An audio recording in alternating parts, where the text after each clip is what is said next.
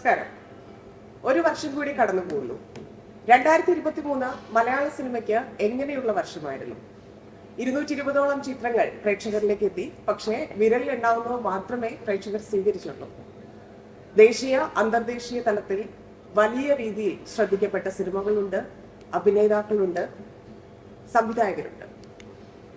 ചില സിനിമകൾ വലിയ പ്രതീക്ഷയോടെ പ്രേക്ഷകരിലേക്ക് എത്തിയെങ്കിലും ആ രീതിയിൽ ശ്രദ്ധിക്കപ്പെട്ടില്ല. അപ്രതീക്ഷിതമായി വളരെ വലിയ വിജയത്തിലേക്ക് പോയ സിനിമകളും 2023 ഉണ്ടായി. 2023 മലയാള സിനിമയെ സംബന്ധിച്ച് എന്തൊക്കെ മാറ്റങ്ങൾ ഉണ്ടാക്കി, ഏതൊക്കെ തരത്തിൽ അത് സാങ്കേതികമായും സംവിധാനത്തിലും അഭിനേതാക്കളുടെ കാര്യത്തിലും ഏതു തരത്തിൽ മാറ്റങ്ങൾ ഉണ്ടാക്കി എന്നുള്ളത് കൂടി ശ്രദ്ധിക്കേണ്ടതാണ്. മറ്റൊന്ന്, സോഷ്യൽ മീഡിയയുടെ സ്വാധീനം സിനിമയെ എത്രത്തോളം സ്വാധീനിച്ചു എന്നുള്ളത്, റിവ്യൂ ബോംബിംഗ്, അതിനപ്പുറത്തേക്ക് വിലക്കുകൾ, പരാതികളുടെ പ്രവാഹം ഉണ്ടായ 2023. ഇതിനെക്കുറിച്ചെല്ലാം വിശദമായി സംസാരിക്കാൻ 2023 മലയാള സിനിമയ്ക്ക് എന്തായിരുന്നു, എങ്ങനെയായിരുന്നു എന്ന് സംസാരിക്കാൻ നമ്മളോടൊപ്പം അതിഥികളുണ്ട്. പ്രശസ്ത നിർമ്മാതാവ് ശ്രീ രഞ്ജിത്ത് രജപുത്ര, സംവിധായകൻ ശ്രീ പ്രശാന്ത് വിജയ്, പ്രശസ്ത സിനിമാറ്റോഗ്രാഫർ ശ്രീ അളകപ്പൻ. 3 പേർക്കും സ്വാഗതം. നമുക്കറിയാം എന്തായിരുന്നു കഴിഞ്ഞ വർഷങ്ങളിലെല്ലാം നമ്മൾ അനുഭവിച്ച ഒരു വലിയ വെല്ലുവിളി എന്ന് പറയുന്നത് കോവിഡായിരുന്നു. അതിനുശേഷം 23-ലാണ് ശ്വാസം എടുത്ത് നമ്മൾ വീണ്ടും സജീവമായി സിനിമയിലേക്ക് കടക്കുന്നത്. അപ്പൊ 23-നെ സംബന്ധിച്ച് നമ്മൾ OTT-യിലേക്ക് ആളുകൾ ചുരുങ്ങിപ്പോകും എന്നിടത്ത് നിന്ന് തിയേറ്റർ ഫുൾ എന്നുള്ള പല സിനിമകളും തിയേറ്റർ ഫുൾ ആയിട്ടാണ് ഓടിക്കൊണ്ടിരുന്നത്, സക്സസ് ആയിട്ടുള്ള സിനിമകൾ. പക്ഷെ അതിന്റെ എണ്ണം കുറവായിരുന്നു. എന്താണ് താങ്കളെ സംബന്ധിച്ച് 2023 മലയാള സിനിമ? ഏറ്റവും കൂടുതൽ വിജയ ശതമാനം കുറവുള്ള വർഷമാണ് 2023. കാരണം എൻ്റെ ഒരു കണക്കനുസരിച്ച് 94% പരാജയമാണ്. 94% പരാജയമുള്ള ഒരു ഇൻഡസ്ട്രിയും എനിക്ക് തോന്നുന്നില്ല ഉണ്ടെന്നുള്ളത്. കാരണം 85%, 70%, 85%, അങ്ങനെ ഓരോ വർഷവും മാറിപ്പോയി. ഏറ്റവും അവസാനം ഇപ്പോൾ അത് 94% ആയി. കാരണം 220 സിനിമകളിൽ 5 സിനിമകളാണ് തിയേറ്ററിൽ 10 കോടി രൂപ കളക്ട് ചെയ്ത് 10 കോടിക്ക് മുകളിൽ കളക്ട് ചെയ്തിട്ടുള്ളത്. പണ്ടുണ്ടായിരുന്ന ഒരു ഹിറ്റിൻ്റെ സിനിമകൾ വെച്ച് നോക്കിയാൽ ശരിക്കും വലിയ പരാജയമാണ്. 1000 പേര് കയറുന്ന തിയേറ്ററുകൾ ഇന്ന് 200 പേര് കയറിയാൽ ഫുൾ ഹൗസാണ്. അതുകൊണ്ട് 2018 പോലും കളക്ട് ചെയ്തത് അത് ആ സമയത്ത് ആളുകളെ സ്വാധീനിച്ചു എന്നുള്ളത് കൊണ്ടാണ്. നമ്മൾ ഫേസ് ചെയ്ത ഒരു സാധനം കാണാൻ അല്ല, അത് നല്ല കണ്ടന്റ് മാത്രമേ ഓടുകയുള്ളൂ എന്നുള്ളത് ഉറപ്പിച്ച വർഷമാണ്. നല്ല കണ്ടന്റ് അല്ലാത്ത ഒരു സിനിമകളും കളക്ട് ചെയ്യില്ല എന്ന് പറയുന്നത്. പക്ഷെ എന്തുകൊണ്ട് ഇത്തരം കണ്ടന്റുകൾ വന്നുകൊണ്ടിരിക്കുന്നു എന്ന് ചോദിച്ചാൽ അത് വലിയ ദയനീയമാണ്. 70% പുതുമുഖ സംവിധായകരാണ് ഇപ്രാവശ്യം. ആ 70% പേരും അതിനകത്ത് വളരെ വിജയം തെളിയിച്ചിട്ടുള്ള വളരെ കുറച്ച് പേരേ ഉള്ളൂ. 70% ഈ പറഞ്ഞ 3 സംവിധായകർ, ഹിറ്റായ 3 സിനിമകളും പുതിയ ആളുകളുടെ പുതിയ റൈറ്റേഴ്സുമാണ്. അതാണ്, പുതിയ റൈറ്റേഴ്സുമാണ്, പുതിയ സംവിധായകരാണ്. അപ്പോൾ ഇങ്ങനെ കുറേ അധികം വ്യത്യാസം ഉണ്ടാക്കിയിട്ടുള്ള വർഷമാണ്. പക്ഷേ എങ്കിൽ പോലും ഞങ്ങളുടെ മനസ്സിൽ ഇത് വളരെ വലിയ പരാജയമുണ്ടായ ഏറ്റവും മോശമായ ഒരു വർഷമാണ് 2023. ഏറ്റവും നമുക്ക് സന്തോഷമുള്ളത് 2023 അവസാനിക്കുമ്പോൾ നേരെ എന്ന് പറഞ്ഞ ഒരു സിനിമ അടുത്ത ഹിറ്റിലേക്ക് കുതിക്കുകയാണ്. അപ്പോൾ അവസാനം കൊണ്ടുവന്നൊരു പ്രതീക്ഷ നൽകുന്നുണ്ട്. പക്ഷേ എങ്കിൽ പോലും 2023 ഒരു വലിയ പരാജയമായ വർഷമായിരുന്നു. സിനിമയെ സംബന്ധിച്ച് ശ്രീ പ്രശാന്ത്, നമുക്ക് സാധാരണ കൊമേഴ്ഷ്യൽ സിനിമകളെ കുറിച്ച് സംസാരിക്കാൻ നമ്മൾ ഈ കളക്ഷന്റെ കാര്യത്തിലാണ്, ഈ സിനിമ എത്ര കളക്ട് ചെയ്യുന്നു എന്നുള്ളതിനെ കുറിച്ചാണ് കൂടുതലായിട്ട് പറയുന്നത്. അതിനപ്പുറത്തേക്ക് ഫെസ്റ്റിവൽസിലേക്ക് നമ്മൾ കടക്കുകയാണെങ്കിൽ, അല്ലെങ്കിൽ ഓഫീറ്റെന്ന് നമ്മൾ വിളിക്കുന്ന സിനിമകളിലേക്ക് കടക്കുകയാണെങ്കിൽ കൂടുതൽ ശ്രദ്ധിക്കപ്പെട്ട വർഷമാണ്. ഒരുപാട് സിനിമകൾ ദേശീയ തലത്തിലും അന്താരാഷ്ട്രീയ തലത്തിലും ഒക്കെ ശ്രദ്ധിക്കപ്പെട്ട സിനിമകളുണ്ട്. ഒരുപാട് സംവിധായകർ ആ രീതിയിൽ താങ്കളുടെ ദായം ഉൾപ്പെടെയുള്ള സിനിമകൾ അങ്ങനെ ശ്രദ്ധിക്കപ്പെട്ടതാണ്. അപ്പം അതിൽ വന്നിട്ടുള്ളൊരു വ്യത്യാസം കഴിഞ്ഞ വർഷങ്ങളെ അല്ലെങ്കിൽ ഒരുപാട് വർഷങ്ങളായിട്ട് ഫേസ് ചെയ്തുകൊണ്ടിരുന്ന ഒരു കാര്യത്തിൽ നിന്നൊരു മാറ്റം ഫെസ്റ്റിവൽസിൽ നിന്നാണെങ്കിൽ നമുക്ക് കിട്ടി എന്നുള്ളതാണ് ഞാൻ മനസ്സിലാക്കുന്നത്. അങ്ങനെ നോക്കുമ്പോൾ എങ്ങനെയായിരുന്നു? ഇതിപ്പം നമ്മൾ ഈ ഇൻഡിപെൻഡൻറ്റ് മൂവ്മെൻറ്റ് അല്ലെങ്കിൽ സമാന്തര സിനിമയുടെ ഒരു മൂവ്മെൻറ്റ് എന്ന് വെച്ചാൽ കുറച്ച് സൈലൻ്റ് ആയിരുന്നു എന്നുള്ളതാണ് ആ ഒരു. അപ്പോൾ അതിങ്ങനെ സമാന്തരമായിട്ട് സജീവമായിട്ട് തന്നെ ഉണ്ടായിരുന്നു. അതിൽ നിന്ന് വരുന്ന പുതിയ സംവിധായകരും അവരുടെ സൃഷ്ടികളും അംഗീകരിക്കപ്പെടുന്നു എന്നുള്ളതാണ് നമ്മൾ ഈ കഴിഞ്ഞ വർഷങ്ങളിൽ കാണുന്നത്. അപ്പം റോട്ടർഡാമിൽ ഇപ്പം സ്ഥിരമായിട്ട് ഒരു മലയാളി സാന്നിധ്യം ഉണ്ടാവാറുണ്ട്. കഴിഞ്ഞ വർഷം ഡോണിൻ്റെ ഫാമിലി ഉണ്ടായിരുന്നു. ഈ അടുത്ത വർഷം 2 മലയാള ചിത്രങ്ങളുണ്ട്. അഫ്രദിൻ്റെ പടമുണ്ട്, പിന്നെ മിഥുൻ മുരളിയുടെ കിസ് വാഗൺ എന്ന പടമുണ്ട്. അപ്പം ആ ഒരു രീതിയിൽ പിന്നെ ഡോക്ടർ ബിജുവിൻ്റെ അദൃശ്യജാലകങ്ങൾ, ടാലിൻ ബ്ലാക്ക് നൈറ്റ്സ് ഫെസ്റ്റിവലിൽ, അപ്പോൾ ഇങ്ങനെ ഒരു ആ ഒരു ശാഖ സജീവമാണെന്നുള്ളതിന് തെളിവുകളുണ്ട്. പിന്നെ അവിടെയും ഈ പറയുന്ന ഈ ചലഞ്ചുകൾ സെയിമാണ്. കാരണം ഈ സിനിമയുടെ ഒരു പ്രത്യേകത എന്ന് പറയുമ്പോൾ ഒരു പോപ്പ് ആർട്ട് ആയതുകൊണ്ട്, ജനകീയ മാധ്യമമായതുകൊണ്ട്, ഈ ലോകത്ത് നടക്കുന്ന ബാക്കി മാധ്യമങ്ങളിൽ വരുന്ന മാറ്റങ്ങളെല്ലാം ഇതിൽ സ്വാധീനിക്കുന്നുണ്ട്. ഇപ്പം തന്നെ ആദ്യം പറഞ്ഞ പോലെ സോഷ്യൽ മീഡിയ ഒക്കെ ഒരു വലിയ സാന്നിധ്യമാണ്. അപ്പോൾ ഈ റീൽസും ടിക്ടോക്കും അതുപോലെ ഈ അറ്റൻഷൻ സ്പാൻ വരുന്നു, കുറഞ്ഞു വരുന്ന അതെ അതെ. അപ്പോൾ ഈ സിനിമ എന്താണ് എന്നുള്ള ഡെഫിനിഷൻ തന്നെ നമ്മൾ പുനരാലോചിക്കണം എന്നൊക്കെയുള്ള ഒരു ചോദ്യങ്ങൾ ഉയർന്നു വരുന്ന സമയമാണ്. അപ്പോൾ അതും കൂടെ വെച്ചിട്ട് വേണം, ആ ഒരു കോണ്ടെക്സ്റ്റിൽ വേണം ഇത് പല കാര്യങ്ങൾക്കും നമുക്കൊരു സെൻസ് ഉണ്ടാകാൻ തോന്നും. അപ്പോൾ അത് വരുന്നു. പിന്നെ അതുപോലെ ഈ കോവിഡ് ലോക്ക്ഡൗൺ, അതിനെ തുടർന്നുണ്ടായ അല്ലെങ്കിൽ അതിനോടൊപ്പം അതേ സമയത്തുണ്ടായ OTTയുടെ ബൂം, അതിൻ്റെയൊക്കെ ഒരു സെറ്റിലിംഗ് സമയമാണെന്ന് തോന്നുന്നു. ഇപ്പോൾ 2020-21 നമ്മളതിൻ്റെ ഒരു ബൂം കണ്ടു. അതൊന്ന് സെറ്റിലായ സമയമായിരുന്നു 23. അപ്പോൾ ആ ഒരു കൾച്ചർ ഇപ്പോൾ എനിക്ക് തോന്നുന്നു വളരെ പെട്ടെന്ന് തന്നെ തിയേറ്റർ എന്ന് പറഞ്ഞൊരു കാര്യം അറിയാത്ത എന്നാൽ ആക്റ്റീവായിട്ട് സിനിമകൾ കാണുന്ന ഒരു തലമുറ ഉണ്ടാവും എന്നുള്ളൊരു കാര്യമുണ്ട്. അപ്പോൾ ഇതിൻ്റെ എല്ലാം ഒരു കോണ്ടെക്സ്റ്റ് ഉണ്ട്. അപ്പോൾ ഈ ഞാൻ പറഞ്ഞു വരുന്നതെന്ന് വെച്ചാൽ ഇതെല്ലാം സമാന്തര സിനിമയും അതുപോലെ തന്നെ ബാധിക്കുന്നുണ്ട്. കണ്ടിട്ടുള്ള കാഴ്ചശീലങ്ങളെ ചോദ്യം ചെയ്യുന്ന അല്ലെങ്കിൽ വെല്ലുവിളിക്കുന്ന അല്ലെങ്കിൽ പൊളിച്ചെഴുതുന്ന സിനിമകളുമായിട്ട് പുതിയ ആൾക്കാർ വരുന്നുണ്ട്. പക്ഷെ ഇതെല്ലാം പറയുമ്പം ഈ മൂലധന നിക്ഷേപം ഇതിലും ആവശ്യമുണ്ട്. അവിടെയും അതുപോലെ തന്നെ സഫർ ചെയ്യുന്നുണ്ടെന്നുള്ളൊരു കാര്യമുണ്ട്. അപ്പോൾ എനിക്കൊന്ന് മറ്റേനേക്കാളും കുറച്ചും കൂടെ ഈ വിസിബിലിറ്റി കിട്ടാത്തത് കൊണ്ട് കുറച്ചുകൂടെ ചലഞ്ചിങ് ആണ് അവിടുത്തെ കാര്യങ്ങളാണ്. ഒരു റിലീസല്ല, ഒരു പക്ഷേ ഈ വലിയ പടങ്ങളുടെ 1% ഇതിനകത്ത് മൂലധന നിക്ഷേപം. പക്ഷെ അതും റിക്കവർ ചെയ്യുക എന്ന് പറയുന്നത് ഇതിന് ഒരു കാണിക്കാനുള്ള വേദികൾ, ഫെസ്റ്റിവലുകൾ മാത്രമാവുന്നു. അപ്പോൾ ഈ OTT തിയേറ്റർ മാത്രമല്ല, OTT പോലും ആ ഒരു ബൂം പീരീഡ് കഴിഞ്ഞതോടെ ഇവിടെയും ആ ഒരു റിയാലിറ്റി ചെക്ക് വന്നിരിക്കുകയാണ്. അല്ല, എനിക്ക് തോന്നുന്നു അതിനേക്കാളും ഡോക്ടർ ബിജു പടം എന്നുള്ളപരി അതൊരു ടൊവിനോ പടം കൂടെ ആയതുകൊണ്ടാണ്, അതൊരു മൈത്രിയുടെ പ്രൊഡക്ഷൻ കൂടെ ആയതുകൊണ്ടാണ്. അങ്ങനെയുള്ള കാര്യങ്ങളും ഉണ്ട്. അപ്പോൾ അങ്ങനെ മാത്രമേ സമാന്തര സിനിമയ്ക്ക് വേദികൾ കിട്ടുള്ളൂ എന്നുള്ള കാര്യം നമ്മൾ ആശങ്കപ്പെടേണ്ടതുണ്ട്. അയ്യപ്പൻ സാറ് ഒരുപാട് വർഷമായിട്ട് മലയാള സിനിമയെ ഇങ്ങനെ അടുത്തു നിന്നും ദൂരെ നിന്നും ഒക്കെ നോക്കി കാണുന്ന ഒരാളാണ്. അപ്പം ഇവിടെ വന്നിട്ടുള്ള മാറ്റങ്ങൾ, പ്രത്യേകിച്ച് സാങ്കേതികമായിട്ട് നമ്മൾ എത്രത്തോളം മുമ്പോട്ട് പോയി 2021 ഈ ഒരു വർഷം എടുത്തു നോക്കും. ടെക്നിക്കൽ ആസ്പെക്റ്റ് വന്ന് ഇഷ്ടം പോലെ പൈസ ചിലവാക്കുന്ന ഒരു കാലമാണ്. ആ മാറ്റം വളരെ വ്യത്യാസമുണ്ട്. ബിക്കോസ് വി ആർ കോമ്പറ്റീറ്റിംഗ്, യങ്സ്റ്റേഴ്സ് എല്ലാവരും കോമ്പറ്റീഷൻ നോക്കുന്നത് ഇൻ്റർനാഷണൽ മാർക്കറ്റിലുള്ള സിനിമയുടെ മേക്കിംഗ് ആണ്. അന്ന് അത് കാണാൻ പറ്റില്ല. സോ അങ്ങനെ വന്നപ്പം ബെറ്റർ എന്നാണ് എനിക്ക് തോന്നുന്നത്. പിന്നെ പഠിച്ചിട്ട് ചെയ്യുന്നത് ചെയ്ത് പഠിക്കുന്നതിനുള്ള വ്യത്യാസങ്ങളുണ്ട്. അപ്പോൾ നമ്മൾ പഠിച്ച് വന്നിട്ട് ഒരു ഫീൽഡിൽ വരുന്നതും ഇത് ചെയ്ത് പഠിക്കുന്നത് അങ്ങനെയും ഇപ്പോൾ സംഭവിക്കുന്നത്. ഇപ്പം നമ്മളൊരു മാരേജ് ഞാനൊക്കെ ഇൻസ്റ്റിറ്റ്യൂട്ട് കഴിഞ്ഞിട്ടും സിനിമാട്ടോഗ്രാഫറിന് വിചാരിച്ചാൽ എൻട്രി ചെയ്യാൻ പറ്റില്ലായിരുന്നു. I could not enter into the cinema industry. അത് ഒരുപാട് റെക്കമെൻഡേഷനും ഒരുപാട് പ്രൂവിങ് ചെയ്യുന്നുണ്ട്.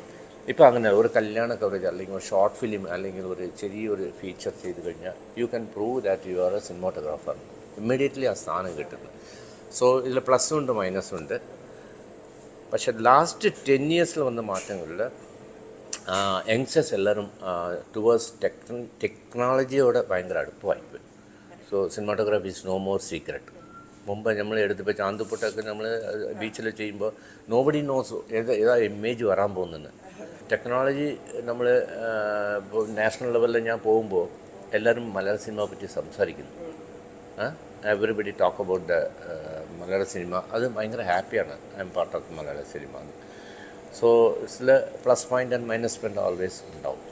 നമ്മൾ ഓരോ സിനിമയും എടുത്താൽ നമുക്ക് ചില സിനിമ ഇപ്പം നമ്മൾ പറഞ്ഞു 5 സിനിമ മാക്സിമം, അതിനപ്പുറത്തേക്ക് കളക്ട് ചെയ്തിട്ടുള്ള സിനിമ കളക്ട് ചെയ്തു. ഞാൻ പറഞ്ഞത് 10 കോടി രൂപയ്ക്ക് മുകളിൽ പോയിട്ടില്ല. അപ്പം അങ്ങനെയുള്ള സിനിമകൾ എടുത്തപ്പോൾ ഞാൻ നേരത്തെ പറഞ്ഞതുപോലെ നവാഗതന്റെ സിനിമകൾ കൂടുതൽ ശ്രദ്ധിക്കപ്പെട്ടു. പിന്നെ ഈ രോമാഞ്ചം പോലെയുള്ള സിനിമകൾ നമ്മളൊട്ടും പ്രതീക്ഷിക്കാതെ വന്ന, അതും സൗബിൻ, അർജുൻ അശോകൻ എന്നതിന്റെ അപ്പുറത്തേക്ക് നമുക്ക് അറിയാത്ത കുറെ ആർട്ടിസ്റ്റുകളൊക്കെ ആയിട്ട് വരുന്ന സിനിമകൾ ഇത്രയും കളക്ട് ചെയ്യുക എന്ന് പറയുമ്പോൾ എന്താണ് ഇൻഡസ്ട്രിക്ക് സംഭവിച്ചതാണോ, ഇല്ലെങ്കിൽ പ്രേക്ഷകർ കുറച്ചുകൂടി സെലക്റ്റീവ് ആയതാണോ? പ്രേക്ഷകർ സെലക്റ്റീവാണ്. പ്രേക്ഷകർ സെലക്റ്റീവ് ആകുന്നത് നല്ലത് തന്നെയാണ്. കാരണം പക്ഷെ നമുക്കപ്പോൾ ഒരു പ്രേക്ഷകർ സെലക്റ്റീവ് ആകുമ്പോൾ നമുക്കൊരു പ്രതീക്ഷയുണ്ട്, അടുത്ത വർഷം നല്ല സിനിമകൾ കുറേ വരും. ഈ പരാജയങ്ങൾ മനസ്സിലാക്കി പുതിയ ആളുകൾ നല്ല സിനിമയിലേക്ക് മാറുമെന്ന്. പക്ഷെ എന്തുകൊണ്ട് പക്ഷേ നിരാശപ്പെടുത്തിക്കൊണ്ടിരിക്കും. കാരണം എണ്ണം കൂടുന്നത്, കാരണം വെച്ചാൽ മലയാള സിനിമയിൽ ശരിക്കും പറഞ്ഞാൽ എനിക്ക് തോന്നുന്നു 1928 നിന്ന് 1948 വരെ ആ 20 വർഷത്തിനിടയിൽ അന്ന് ഒരു തുടക്കത്തിൽ 6 സിനിമകളാണ് ഈ 20 വർഷത്തിനിടയിൽ വന്നത്. 1960-ൽ ആണ് ആദ്യമായി സിനിമകളുടെ എണ്ണം കൂടി തുടങ്ങുന്നത്. 90-കളിൽ എത്തിയപ്പോൾ അത് 100 സിനിമയിൽ താഴെയായിരുന്നു. അപ്പോൾ ആ 100 സിനിമകളിലുള്ളതിനകത്ത് അതിൽ 12 സിനിമകൾ മമ്മൂട്ടിയുള്ള സിനിമകളും 12 സിനിമകൾ മോഹൻലാലുള്ള സിനിമകളും ഉണ്ടാവും. അതിൽ 10, 20 ഹിറ്റായിരിക്കും. ഇവിടെ ഈ തിയേറ്ററുകളുടെ കാര്യം നമ്മൾ നേരത്തെ അത് ടച്ച് ചെയ്ത് പോയായിരുന്നു. അപ്പം തിയേറ്റർ ഇപ്പൊ ഐമാക്സ് വരെ നമുക്കിവിടെ കിട്ടി. നമ്മൾ സിനിമകൾ നമുക്ക് ഇഷ്ടത്തിനനുസരിച്ച് താല്പര്യത്തിനനുസരിച്ച് അതിനെക്കുറിച്ച് അറിയുന്നവരാണ് കൂടുതൽ അതിലേക്ക് എത്തുന്നത്. പക്ഷെ അപ്പോഴും ഈ പറയുന്ന സമാന്തര സിനിമകൾ കൃത്യമായിട്ട് തിയേറ്റർ കിട്ടാതെ റിലീസ് ആവാതെ ആളുകൾ കാണാതെയൊക്കെ പോകുന്നു. അപ്പൊ എന്തെങ്കിലും മാറ്റങ്ങൾ ഈ ഒരു വർഷത്തിൽ എന്തെങ്കിലും മാറ്റങ്ങൾ അതിൽ സംഭവിച്ചിട്ടുണ്ടോ? കാര്യമായിട്ടൊരു ഇടപെടൽ ആരുടെയെങ്കിലും ഭാഗത്തുനിന്നുണ്ടായി? ഈ പറഞ്ഞ ഇതിൽ നിന്ന് തുടങ്ങാം. അതായത് ഈ എണ്ണത്തിൻ്റെ കൂടുതൽ തീർച്ചയായിട്ടും ഈ ഡിജിറ്റൽ ആണ് ഒരു കാരണമായത്. ഇപ്പം എനിക്കൊന്ന് 10, 15, 13 വർഷങ്ങൾക്ക് മുമ്പ് കണ്ടാണ് സ്റ്റീഫൻ സോഡർബർഗ് പറഞ്ഞ അന്ന് എനിക്ക് വളരെ ഇഷ്ടപ്പെട്ടൊരു കാര്യം. അതായത് ഈ ഡിജിറ്റലിൻ്റെ നല്ല കാര്യം എന്ന് പറയുന്നത് ആർക്ക് വേണമെങ്കിലും സിനിമ എടുക്കാമെന്നുള്ളതാണ്. അല്ല, മോശം കാര്യം എന്ന് പറഞ്ഞാൽ എല്ലാവർക്കും സിനിമ എടുക്കാമെന്നുള്ളതാണ്, ആർക്ക് വേണമെങ്കിലും എടുക്കാമെന്നുള്ളതാണ്. അപ്പോൾ അതിൻ്റെ ഒരു ഫലമാണ് നമ്മൾ കാണുന്നത്. അപ്പോൾ ഈ എണ്ണം വേഴ്സസ് ക്വാളിറ്റി ഒരു പരിശോധന നടക്കുമ്പോഴാണ് ഈ പ്രശ്നങ്ങൾ വരുന്നത്. എനിക്ക് തോന്നുന്നു അതിലും ഇതിൻ്റെ ഒരു വിഭാഗം ആൾക്കാർ അത് എനിക്ക് തോന്നുന്നു ഈ ഒരു കഴിഞ്ഞ വർഷങ്ങളിലുണ്ടായ ഒരു മാറ്റത്തിന് ഈ എണ്ണം ഇത്രയും കൂടാൻ ഒരു കാരണം ഇതിന് റിലീസ് കിട്ടും, ആ OTT-യിലൂടെ എങ്കിലും ഒരു റിലീസ് കിട്ടും എന്നുള്ള ഒരു പ്രതീക്ഷയിൽ ഒരുപാട് സിനിമ എടുക്കുന്നവരുണ്ട്. അങ്ങനെ ഒരു എണ്ണം കൂടിയിട്ടുണ്ടെന്ന് തോന്നുന്നു. കോവിഡ് എനിക്കൊന്ന് ആ സമയത്തെല്ലാം ഒരുമിച്ച് വന്നു എന്നുള്ളതാണ്. ആ OTT ബൂം ആ സമയത്ത് വന്നു. ഈ വീട്ടിലിരുന്ന് സിനിമ കാണുന്ന ഒരു കൾച്ചർ ഉണ്ടാവുന്നു. അപ്പോൾ അങ്ങനെ ഇപ്പോൾ നമ്മൾ എപ്പോഴും വീട്ടിൽ നിന്ന് കാണുന്ന പണ്ടൊരു സെക്കൻഡ് വിൻഡോ ആയിരുന്നു നമ്മൾ ആലോചിച്ചിരുന്നത്. തിയേറ്ററിൽ കണ്ട സിനിമ പിന്നെ കാണാം എന്നുള്ളതായിരുന്നു, TV-യിൽ വരുന്നത്. പക്ഷെ ഇതല്ല, ആദ്യമായിട്ട് റിലീസ് തന്നെ എൻ്റെ വീട്ടിൽ എന്നുള്ളൊരു ഇത് ഞാൻ ബോംബെയിൽ ഫെസ്റ്റിവലിന് പോകുമ്പം അവിടെ കന്നഡ ഫിലിം മേക്കേഴ്സും എല്ലാം ഇതേ പ്രശ്നങ്ങൾ പറയുന്നുണ്ട്. അതായത് ഇല്ല, ഞങ്ങൾക്ക് ആർക്കും ഇതിൽ നിന്നൊരു ഗുണം കിട്ടിയിട്ടില്ല എന്നുള്ള. എന്നുവെച്ചാൽ ഞാൻ ഈ പറയുന്ന പല സിനിമകളും അവിടുത്തെ സ്റ്റാർസ് പ്രൊഡ്യൂസ് ചെയ്ത പടങ്ങളാണ്. കന്നഡയിലേക്ക് വലിയ സ്റ്റാർസ് പ്രൊഡ്യൂസ് ചെയ്തത്. എന്നിട്ട് പോലും അവരുടെ ആ ഒരു സ്റ്റാർ വാല്യൂ ഉപയോഗിച്ച് പോലും അത് സംഭവിക്കുന്നില്ല എന്നുള്ളത്. അപ്പോൾ അവർ നോക്കുമ്പോൾ മലയാളത്തിൽ പിന്നെയും പ്രതീക്ഷ ഉണ്ടെന്നുള്ള രീതിയിലാണ് അവർ പറയുന്നത്.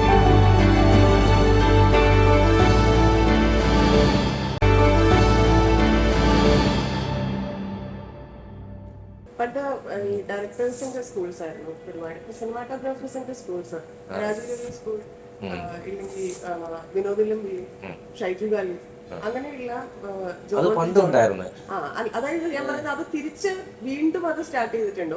ഒരു സമയത്ത് നമുക്ക് ഒരുപാട് സിനിമാറ്റോഗ്രാഫേഴ്സിനെ അറിയില്ലായിരുന്നു, സാധാരണ പ്രേക്ഷകർക്ക് അറിയില്ലായിരുന്നു. പക്ഷെ അത് വീണ്ടും വന്നുകൊണ്ടിരിക്കുകയാണ്. ഒന്ന്, രണ്ടുപേർ തിരക്കഥ ചെയ്യുക എന്നുള്ളത് പഴയ ഒരു സ്റ്റൈലിലേക്ക് വീണ്ടും ആളുകൾ മാറുന്നു. ഇപ്പൊ റീസെന്റ് ആയിട്ട് ഇറങ്ങിയ കണ്ണൂർ സ്ക്വാഡ് വരെയുള്ള സിനിമകളാണെങ്കിൽ പോലും 2 പേരാണ് ചെയ്തുകൊണ്ടിരിക്കുന്നത്. അപ്പൊ അതിൽ വന്നിട്ടുള്ള മാറ്റം അത് ഈ പഴയ സ്റ്റൈലിൽ വീണ്ടും വരുമ്പോൾ സാറിന് എന്താണ് അതിൽ തോന്നുന്നത്? ഇല്ല, അന്നൊന്നും ഇപ്പൊ വിൻസൻ മാഷ, ജയ വിജയം, ബാലു മഹേന്ദ്ര, നിവാസ് ഇങ്ങനെയൊക്കെ ഉണ്ടായിരുന്നു. അപ്പോൾ പുതിയ ജനറേഷൻക്ക് അത് അറിയില്ലായിരിക്കും. പക്ഷെ അത് എല്ലാ കാലഘട്ടത്തിലും വേണു ഉണ്ടായിരുന്നു, S കുമാർ ഉണ്ടായിരുന്നു, ഞാനൊന്ന്, അങ്ങനെ കുറേ വരുമ്പോൾ നമ്മുടെ കൂടെ ഒരു ഗ്രൂപ്പ് കൂടും. ആളുടെ കൂടെ അസോസിയേറ്റായിട്ട് അസിസ്റ്റൻ്റായിട്ട് പറഞ്ഞാൽ ഇന്ന ആളുടെ കൂടെ എന്ന് പറയാം. പക്ഷേ ഇപ്പോൾ എന്താണെങ്കിൽ ഇപ്പോൾ ഈ ഡിജിറ്റൽ പ്രോസസ്സ് വന്നപ്പോൾ കുറച്ചുകൂടെ ഫ്രണ്ട്ഷിപ്പ് കൂടി. അന്നൊരു ഡിസ്റ്റൻസ് ഉണ്ടായിരുന്നു. ഇപ്പോൾ വിൻസൻ മാഷയുടെ ഞാൻ വർക്ക് ചെയ്യുമ്പോൾ പോലും ഒരു പടവേ വർക്ക് ചെയ്തിട്ടുണ്ട്. പക്ഷേ യു കീപ് ഡിസ്റ്റൻസ്. ഇപ്പം കുറച്ചുകൂടെ സിനിമ എടുക്കുകയാണെങ്കിൽ ഡയറക്ടേഴ്സ് ഇന്ന ഡയറക്ടറുടെ കൂടെ മാത്രമേ ഉള്ളൂ എന്നുള്ളൊരു തീരുമാനം ഇല്ലായിരുന്നു. ഇല്ല, ഞാൻ ഇപ്പം എല്ലാ ഡയറക്ടേഴ്സ് കൂടി ഇപ്പം ശ്യാം പ്രസാദിൻ്റെ പടങ്ങൾക്ക്, പ്രിയദർശൻ എല്ലാം കോൺട്രാസ്റ്റ് ഫിലിംസാണ് ഞാൻ ചെയ്തത്.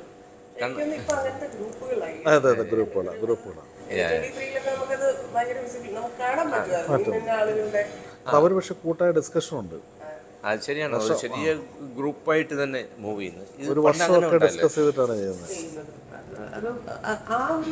അപ്പം പ്രൊഡ്യൂസേഴ്സിനെ സംബന്ധിച്ചായിരിക്കുമല്ലോ ഇപ്പൊ ഒരു പ്രീ പ്രൊഡക്ഷൻ ആണെങ്കിലും പോസ്റ്റ് പ്രൊഡക്ഷൻ ആണെങ്കിലും അതിനുള്ളിൽ നടക്കുന്നതേ ബാക്കി എല്ലാവർക്കും അറിയും. പക്ഷെ അപ്പുറത്തും ഇപ്പുറത്തും ഉള്ളത് പ്രൊഡ്യൂസേഴ്സ് ആയിരിക്കും കൂടുതൽ അറിയുന്നത്. പക്ഷെ ഒരു കാര്യമുണ്ട്, തന്നെ പ്രീ പ്രൊഡക്ഷൻ എന്ന് പറയുന്നത് ഭയങ്കര നല്ല കാര്യമാണ്.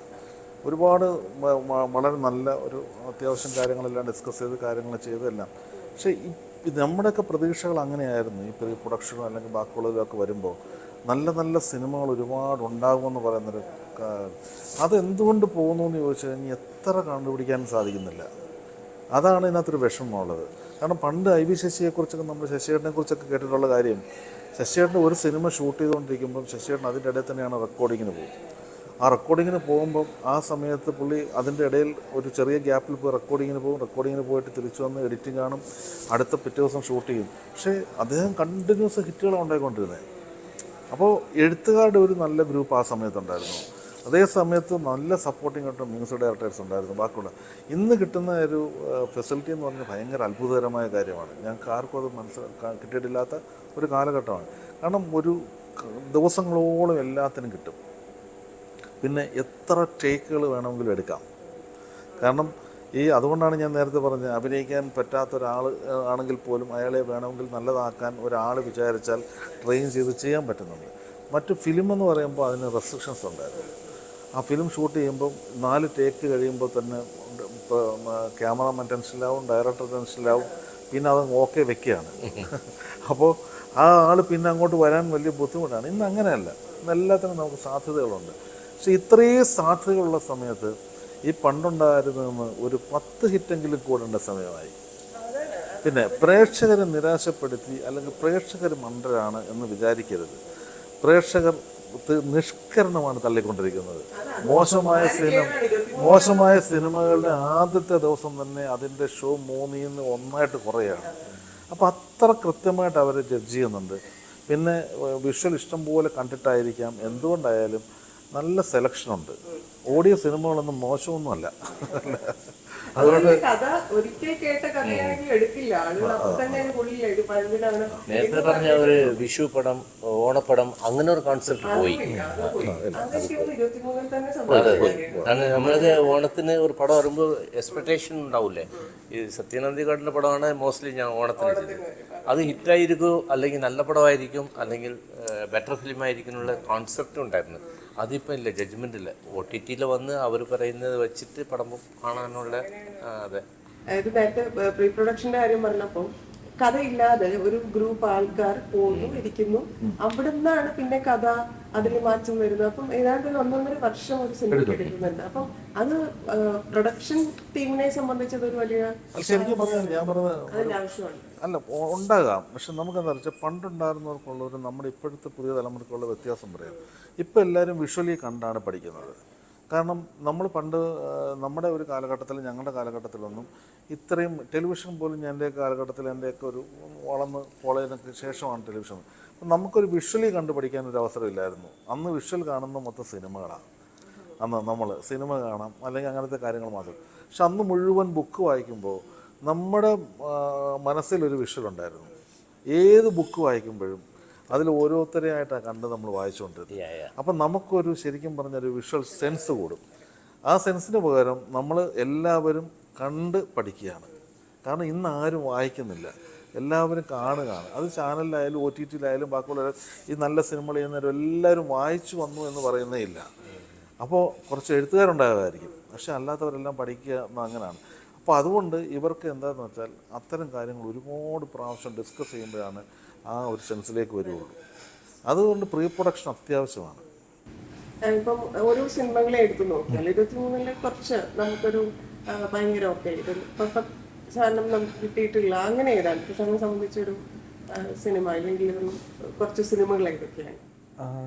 അല്ല, ഈ കൊമേഴ്സ്യൽ ഇത് എന്ന് പറയുന്നത് എനിക്ക് തോന്നുന്നു ഒരു വൈഡ് റേഞ്ചിൽ വന്നിട്ടുണ്ടെന്ന് തോന്നുന്നു. ഒരു എല്ലാ തരത്തിലുള്ള ജോണറുകളും ഒക്കെ അതിൽ വന്നിട്ടുണ്ടെന്ന് തോന്നുന്നു. എനിക്കിതിനകത്ത് ഒരു പേഴ്സണലി ഒരു നിരീക്ഷിക്കുമ്പോൾ എനിക്കൊരു കുറച്ച് അലാമിംഗ് ആയിട്ട് തോന്നുന്ന ഒരു ട്രെൻഡ് എന്ന് പറയുന്നത് വയലൻസിൻ്റെ ഒരു കൂടുതൽ. അത് എനിക്ക് തോന്നുന്നു 2023 അല്ല, അത് മാത്രമല്ല ഈ പറഞ്ഞ മലയാളത്തിലും അന്യഭാഷ അവിടെ വന്ന് വിജയിച്ച ഈ വർഷത്തെ എല്ലാ പടങ്ങളും എടുത്തു നോക്കിയാൽ കോമൺ ആയിട്ട് ഈ ഒരു അതും ഓൺ സ്ക്രീൻ ഈ പറയുന്ന ബ്ലഡും ഗോറും ഒക്കെ കാണിക്കുക എന്ന് പറയുന്നത്. ഇപ്പോൾ വയലൻസ് എനിക്കൊന്ന് ഈ ഒരു ട്രെൻഡുകൾ സൈക്കിളുകൾ വരും. ആക്ഷൻ പടങ്ങളുടെ ഒരു സൈക്കിൾ കാണും, ഇതിന് മുമ്പ് ഉണ്ടായിട്ടുണ്ട്, പിന്നെ റൊമാൻസ്, അങ്ങനെ സൈക്കിൾസ് ഉണ്ടാവാറുണ്ട്. പക്ഷേ ഇതിൻ്റെ ഒരു പ്രത്യേകത എന്ന് വെച്ചാൽ ഈ ഇത്രയും ഓൺ സ്ക്രീൻ ഇത് കാണിക്കുന്നു എന്നുള്ളത്. അപ്പോൾ അത് എനിക്ക് തോന്നുന്ന ഒരു നിരീക്ഷണം എന്ന് വെച്ചാൽ എന്താണ് ഇത് അറിഞ്ഞാൽ നിങ്ങൾ ഞെട്ടും എന്നുള്ളതാണല്ലോ മൊത്തത്തിലൊരു ഇതിൻ്റെ ട്രെൻഡ്. അപ്പോൾ ഈ ഓൾറെഡി ഞെട്ടിയിരിക്കുന്ന ആളിനെ ഇനി ഞെട്ടിക്കാൻ എനിക്ക് ഇതിനും മുകളിലുള്ള വയലൻസ് പിടിക്കണം എന്നുള്ള ഒരു കാര്യം എല്ലാവരുടെയും തലയിലൂടെ. അതെ, അതെൻ്റെ അത് ഒട്ടും സ്റ്റൈലൈസ്ഡോ. ഇപ്പം നമ്മൾ ഹോളിവുഡിലോ അല്ലെങ്കിൽ മറ്റേ ചൈനീസ് പടങ്ങളിലൊക്കെ കാണുന്നതിൽ കുറച്ചും കൂടെ സ്റ്റൈലൈസ്ഡ് ആണ്. അതിൽ ഒരു മറവുണ്ട്. അതൊന്നും ഇല്ലാതെ ആ ഒരു കഴുത്തുവെട്ട് അങ്ങനെയുള്ള കാര്യങ്ങൾ വളരെ ഓപ്പണായിട്ട് കാണുന്നത്. അത് എന്നെ സംബന്ധിച്ചിടത്തോളം കുറച്ചൊരു ഡേഞ്ചറസ്. കാരണം ഇതിൻ്റെ അടുത്ത സ്റ്റെപ്പ് എന്താണെന്നായിരിക്കും. അതായത് ഈ വയലൻസ് ആണ് ഈ പടത്തിൻ്റെ സക്സസ്സിന് കാരണം എന്നൊരു കൺക്ലൂഷൻ ഉണ്ടാക്കിയാൽ അപ്പോൾ അതിനും അടുത്ത എനിക്ക് കാണിക്കണം എന്നായിരിക്കും അടുത്തൊരു ഫിലിം മേക്കർ ആലോചിക്കണം. അത് കുറച്ചൊരു ഡേഞ്ചറസ് ആയിട്ടുള്ള ഇതാണെന്ന് ഘടകങ്ങളിൽ കിടന്ന് കറങ്ങുന്നുള്ളൂ. അപ്പോൾ എനിക്ക് ഒരു വിഷമത്തോടെ എനിക്ക് സാറ് പറഞ്ഞോട് യോജിക്കാനുണ്ട്. ഈ പറഞ്ഞ ഈ വിഷ്വൽസ് കണ്ട് അത് എന്ന് വെച്ചാൽ ഡെറിവേറ്റീവാണ്. ഈ ഭാവന കുറച്ച് ഡെറിവേറ്റീവാണ്. ഒറിജിനൽ ആയിട്ടുള്ള ഭാവന ഈ പറഞ്ഞ ഒരു സാഹിത്യത്തിൻ്റെയൊക്കെ ഒരു ബാക്ക്ഗ്രൗണ്ടിൽ നിന്ന് വരുന്ന അങ്ങനെ ഒരു ഒറിജിനൽ ഭാവനയിൽ നിന്നുണ്ടാവുന്ന എഴുത്തും വേറെ കാര്യം അതിൻ്റെ ഒരു കുറവ് ഉണ്ടെന്ന് തോന്നുന്നു. അത് ഈ ഒരു ഇപ്പം ഈവൻ ആരും മോശക്കാരല്ല, നല്ല കഴിവുള്ളവരാണ്. പക്ഷെ അവർക്ക് ടൈം അതിന് വേണ്ടി ചിലവാക്കേണ്ട ആവശ്യമില്ല. കാരണം നമുക്ക് പണ്ടത്തെക്കാൾ ഉപരി അവരെ കുറ്റമല്ല, ഇഷ്ടം പോലെ കിട്ടാനുണ്ട്, കാണാനുണ്ട്. മറ്റൊന്ന് എളുപ്പത്തിൽ എങ്ങനെ ആളുകളെ ഇരുത്താം എന്നുള്ളത്. അതായത് നമ്മളിപ്പം വലിയ ബഹളമൊന്നും ഇല്ലെങ്കിൽ നമ്മൾ ലാഗ് എന്ന് പറഞ്ഞിട്ട് അതിനെ നശിപ്പിക്കാനുള്ള കുറച്ച് ആളുകളെങ്കിലും ഉണ്ടല്ലോ. അപ്പം അത് ഒഴിവാക്കാൻ വേണ്ടി ചിലപ്പോൾ മനഃപൂർവ്വം വിടുന്ന കുറച്ച് അനാവശ്യമായിട്ടുള്ള ഫൈറ്റുകളൊക്കെ ഒരു ഷോക്ക് വാല്യൂ എന്ന് പറയുന്നത്. ഷോക്ക് വാല്യൂലാണ് എല്ലാവരുടെയും. അത് ഈ പറഞ്ഞ എല്ലാ അത് നമ്മൾ ഈ നേരത്തെ പറഞ്ഞ ഈ മീഡിയയുടെ ഒക്കെ ബാക്കിയുള്ള മീഡിയയുടെ ഇൻഫ്ലുവൻസ് നല്ലോണം ഉണ്ട്. അപ്പോൾ ഈ ചോദ്യത്തിലേക്ക് വരുവാണെങ്കിൽ അങ്ങനെ ഒരു പെർഫെക്റ്റ് സിനിമ എന്ന് പറയാൻ എനിക്ക് ഒരു പിക്ക് എടുക്കാൻ എനിക്ക് പ്രയാസമുണ്ടെന്ന് തോന്നുന്നു. സാറിന്റെ അടുത്തേക്ക് വരുമ്പോഴത്തേനും നമ്മൾ പണ്ട് പുരുഷന്മാർ മാത്രം സംവിധായകരായിട്ടുണ്ടായിരുന്ന ഒരു കാലത്തിൽ നിന്ന് ഒരുപാട് നമ്മൾ ഫ്രണ്ടിലേക്ക് വന്നു. ഈ വർഷം എനിക്ക് 3 വനിതാ സിനിമാ പ്രവർത്തകരുടെ വലിയ ഭയങ്കരമായിട്ട് ആഘോഷിക്കപ്പെട്ടൊരു വർഷമായിരുന്നു. അപ്പം ശ്രുതി ശരണ്യം ഉൾപ്പെടെ ഫെസ്റ്റിവൽസിൽ ആഘോഷിച്ചു. അപ്പം അതിലുണ്ടായിട്ടുള്ള ഒരു സാറിന് പേഴ്സണലി തോന്നിയിട്ടുള്ള അതായത് അതിൻ്റെ ഒരു ഞാൻ ഫീമെയിൽ ഡയറക്ടേഴ്സ് കൂടെ ഒരുപാട് വർക്ക് ചെയ്തിട്ടുള്ള ആളാണ്. ഞാൻ ജലന്ധർ എന്ന് ഒരു സ്ഥലത്തിൽ ഒരു 5 years ഉണ്ടെന്ന്. അവിടെ വെച്ച് കുറേ ഫീമെയിൽ ഡോക്യുമെൻ്റ്, പിന്നെ നളിനി സിംഗ് ജേർണലിസ്റ്റ്. പക്ഷേ എനിക്ക് ഫുട് പ്രിൻറ്റ് റീസെൻ്റ്ലി ഞാൻ ചെയ്തത് ഫുട് പ്രിൻറ്റ്സ് ഓൺ വാട്ടർ. അതിൻ്റെ ഡയറക്ടറും ഫീമെയിൽ ഡയറക്ടറും. പക്ഷേ എനിക്ക് അതിൽ ഫീമെയിൽ ഡയറക്ടറും മെയിൽ ഡയറക്ടറും ഞാൻ അങ്ങനെ വേർതിരിച്ചിട്ടില്ല. ഇത് എങ്ങനെയാണ് സ്റ്റോറി ടെല്ലിങ് ഒരാൾ ആലോചിക്കുന്നുണ്ട്. അത് എത്ര സീനിയർ ഡയറക്ടർ ആണെങ്കിലും എത്ര ജൂനിയർ ടുഡേ ഫസ്റ്റ് ഫിലിം ആണെങ്കിലും I give the same respect to the person. എനിക്കത് കൺസേൺഡ് അല്ല. ഓൺലി തിങ് അവരുടെ സ്റ്റോറി അവർക്ക് വേണ്ടി ചെയ്യുമ്പോൾ അവർക്ക് അത് മനസ്സിലായാൽ മാത്രമേ ഞാൻ നോക്കൂ. ബിക്കോസ് ഓൺ ദ വേ മിഡിലിൽ വന്നിട്ട് കൺഫ്യൂഷൻ ഉണ്ടാക്കാൻ കുറേ പേര് ഫീമെയിൽ ഡയറക്ടർ ആയതുകൊണ്ട് so many people will put their ഇതിൻ്റെ ഇവർക്ക് അറിയില്ലെന്ന് വിചാരിച്ച്. അതെ. So I had a great experience with director and she only 15 national ലെവലിലും international ലെവലിലും national ലെവലിലും awards വാങ്ങുന്ന ഡയറക്ടറാണ്. പ്രൂവ് ചെയ്യേണ്ട ആവശ്യമില്ല. നമ്മൾ ആളുകളിലേക്ക് വന്നേ നമ്മൾ മമ്മൂക്കെ ആഘോഷിച്ചൊരു വർഷം കൂടിയാണല്ലോ. അപ്പൊ കുറെ വർഷങ്ങൾക്ക് ശേഷമാണെന്ന് തോന്നുന്നു അങ്ങനെ കഴിഞ്ഞ വർഷം നമുക്ക് ഭീഷ്മപർവ്വം പക്ഷേ ഈ വർഷമാണ് കുറച്ച് അതും കൂടെ ആളുകൾ ഇതിലേക്ക് എടുത്തിട്ടാണ് ആഘോഷിച്ചത്. കാരണം കണ്ടിന്യൂസ് ആയിട്ട് സംഭവമല്ലേ. അപ്പം അങ്ങനെ വ്യക്തികളിലേക്ക് വന്നിട്ടുണ്ടെങ്കിൽ ആഘോഷിക്കപ്പെട്ടാണ് മമ്മൂക്ക തന്നെയാണ്. അപ്പം മമ്മൂക്കയുടെ ആ ഒരു ഇൻഡസ്ട്രിക്ക് ഉണ്ടാക്കുന്ന ഒരു പോസിറ്റീവ് എനർജി ഇല്ലെങ്കിൽ അദ്ദേഹം വർഷങ്ങളായിട്ട് കൊടുത്തുകൊണ്ടിരിക്കുന്നതാണ്. പക്ഷെ എന്നാൽ പോലും ഇപ്പോൾ ഉള്ള തലമുറയ്ക്ക് പോലും പാഠമാകുന്ന രീതിയിൽ അദ്ദേഹം വേറെ എന്തൊക്കെയോ കാഴ്ചവെക്കുന്നു എന്നുള്ളതാണ്. പുതിയ ആളുകൾക്ക് അവസരം കൊടുക്കുന്നു, സ്റ്റൈൽ മാറ്റുന്നു, അദ്ദേഹത്തിന്റെ ക്യാരക്ടേഴ്സിന്റെ വ്യത്യാസം വരുന്നത്. അപ്പം അങ്ങനെ നോക്കുമ്പോൾ വ്യക്തി എന്നുള്ള അല്ലെങ്കിൽ നിങ്ങൾ തമ്മിലുള്ള അടുപ്പം വെച്ചിട്ടാണെങ്കിൽ പോലും എങ്ങനെയാണ് അദ്ദേഹത്തിന് കാണുന്നത്? ശരിക്കും പറഞ്ഞാൽ സിനിമ വന്നപ്പം മുതൽ ഇത്രമാത്രം സിനിമയ്ക്ക് വേണ്ടി സിനിമയുടെ കാര്യങ്ങൾ ഇങ്ങനെ പുറകെ നടക്കുന്ന ഒരാൾ വേറെ ഉണ്ടാവില്ല. നമ്മൾ പുറത്ത് കാണുന്ന നമുക്ക് ആളുകൾ പണ്ടൊരു കാലഘട്ടത്തിൽ നമുക്ക് ഭയങ്കര ദേഷ്യക്കാരനാണ്, അങ്ങനെയൊന്നും ഒരാളല്ല. പക്ഷെ ഒരു മനുഷ്യൻ, നല്ലൊരു കുടുംബസ്ഥൻ, എല്ലാ കാര്യവും. പുള്ളി ശരിക്കും പറയാൻ സിനിമ കഴിഞ്ഞ് കഴിഞ്ഞാൽ വൈകുന്നേരം ആയാലും നമ്മളെപ്പോലെ സിനിമയുള്ള ആളെ കിട്ടിക്കഴിഞ്ഞാൽ പുള്ളി സംസാരിക്കുന്ന മൊത്തം സിനിമയാണ്. പുള്ളിക്കല്ലാതെ ഇവരുടെ പേഴ്സണൽ പ്രശ്നങ്ങളോ അല്ലെങ്കിൽ മറ്റൊരാളെക്കുറിച്ച് കുറ്റങ്ങളോ അല്ലെങ്കിൽ ഒന്നും ചർച്ച ചെയ്യാൻ താല്പര്യമുള്ള ഒരാളല്ല. ഈ സിനിമയുടെ കാര്യങ്ങൾ അല്ലെങ്കിൽ കണ്ടിട്ടില്ലാത്ത അന്നും പുള്ളി സിനിമകൾ കാണുമ്പോൾ എനിക്ക് വർഷങ്ങൾക്ക് മുമ്പാണ്, അന്ന് ഇത്രയും നമുക്ക് ഇംഗ്ലീഷ് സിനിമകൾ കാണാനുള്ള പ്ലാറ്റ്ഫോംസ് ഒന്നുമില്ല. അന്നും പുള്ളി ഇത് എവിടെന്നെങ്കിലും കണ്ടിട്ട് അതിനകത്ത് ഇങ്ങനൊരു കഥയുണ്ട്, ഇങ്ങനൊരു കാര്യമുണ്ട് എന്ന് പറയുന്ന ഒരാളായിരുന്നു. പ്രൊഡക്ഷനിലേക്ക് മാറിയപ്പം നമുക്ക് അത്ഭുതപ്പെടുത്തിക്കൊണ്ടുള്ള കാര്യം വെച്ചാൽ അത്രമാത്രം നല്ല ഒരു പ്രൊഡ്യൂസറാണ്. കാരണം പുള്ളിയുടെ സിനിമകൾ ചെയ്തിട്ടുള്ള എല്ലാവരോടും ചോദിച്ചാൽ അറിയാം, ഇത്രയും നല്ലൊരു പ്രൊഡ്യൂസർ എന്ന് വെച്ചാൽ ആ സിനിമയിൽ എന്തെല്ലാം ആവശ്യമാണോ, എന്തെല്ലാം വേണമോ, എന്തെല്ലാം വേണോ, പുതിയ ആളാണോ പഴയ ആളാണോ, ഞാനിവിടെ നിന്നാൽ മതിയോ എന്ന് ചോദിക്കുന്ന ഒരാളാണ്. നിങ്ങൾക്ക് കാതൽ സിനിമ കണ്ടിട്ടുള്ള ഒരാൾക്കറിയാം, അതിനകത്ത് ആ കോർട്ട് രംഗങ്ങളിലൊക്കെ പുള്ളി നിൽക്കുന്നത് കണ്ടു കഴിഞ്ഞാൽ ഇത്രയും സാധുവായൊരു മനുഷ്യനായിട്ട് ആ ജ്യോതികയുടെ ബാഗും എടുത്തുകൊണ്ട് നിൽക്കുന്ന ഒരു ഹീറോ എന്ന് പറയുന്ന ഇമേജ് അങ്ങനെ തോന്നിപ്പിക്കുന്ന ഒരാളല്ലല്ലോ അതിലൊന്നും. അപ്പോൾ അത്തരം സിനിമകൾ ചെയ്യാനും അത്തരം റിസ്ക് എടുക്കാനും ഒക്കെ പുള്ളി തയ്യാറായപ്പോൾ ഇവിടെ വലിയൊരു വിപ്ലവം ഉണ്ടായി, നല്ല സിനിമകളുണ്ടായി, പുള്ളി ഉണ്ടായി. അതിപ്പോൾ അത് തന്നെ ഫോളോ അപ്പ് ചെയ്തുകൊണ്ട് നേര് എന്ന് പറഞ്ഞത് ലാലേട്ടനും ചെയ്യുന്നു. കാരണം മാറ്റങ്ങൾ എപ്പോഴും ആവശ്യമാണ്. എപ്പോഴും നമ്മളെ സംബന്ധിച്ചിടത്തോളം സാധാരണക്കാരിലേക്കുള്ള സിനിമകളാണ് എന്നും നിലനിർത്തിയിട്ടുള്ളത്. സാധാരണ സിനിമകൾ, ആ സിനിമകൾ, ആ കാഴ്ചപ്പാട്. പിന്നെ ഇവരെ രണ്ടുപേരെയും നമ്മൾ പറയുമ്പം മറക്കാതിരിക്കാൻ പറ്റില്ല. ഈ 40 വർഷത്തെ ഈ സിനിമയുടെ ഇന്ന് കാണുന്ന എല്ലാ വലിയ അത്ഭുതങ്ങളും ഉണ്ടാക്കിയത് ഇവർ തന്നെയാണ്. എല്ലാത്തിൻ്റെയും. കാരണം എത്ര തലമുറയായി ഇത്രയും മതി എത്ര കാലം കഴിഞ്ഞാലും. ഇപ്പോൾ യേശുദാസ് എന്ന് പറയുന്ന ഒരാൾ പാട്ട്, ആ ദാസേട്ടനെ കുറിച്ച് എത്ര കാലം കഴിഞ്ഞാലും നിൽക്കും. അതേപോലെ ഒരു കാലഘട്ടം ഇവർക്ക് കിട്ടിയൊരു ഗുണം കൂടെ. നല്ല നല്ല എഴുത്തുകാരുണ്ടായിരുന്നു, നല്ല നല്ല ഡയറക്ടേഴ്സ് ഉണ്ടായിരുന്നു. അതിലൊക്കെ അത് കൃത്യമായി അഭിനയിക്കാൻ കാര്യങ്ങൾ ഇന്നും മനസ്സിൽ നിൽക്കുന്നു. ഇപ്പോഴും നമുക്ക് ആര് വിചാരിച്ചാലും വായിക്കാൻ പറ്റാത്ത ഒരവസ്ഥയിൽ അവർ നിൽക്കുകയാണ്. അതുകൊണ്ട് മമ്മൂട്ടി എന്ന് പറയുന്നതിലും മോഹൻലാൽ എന്ന് പറയുന്ന ഒരു സിനിമ കുറച്ചെങ്കിലും നല്ലതാണെങ്കിൽ ഇവിടെ പ്രേക്ഷകരെ സംബന്ധിച്ചിടത്തോളം അമിതമായ ആഹ്ലാദത്തോടെ കാണുന്നവരാണ്, അല്ലേ?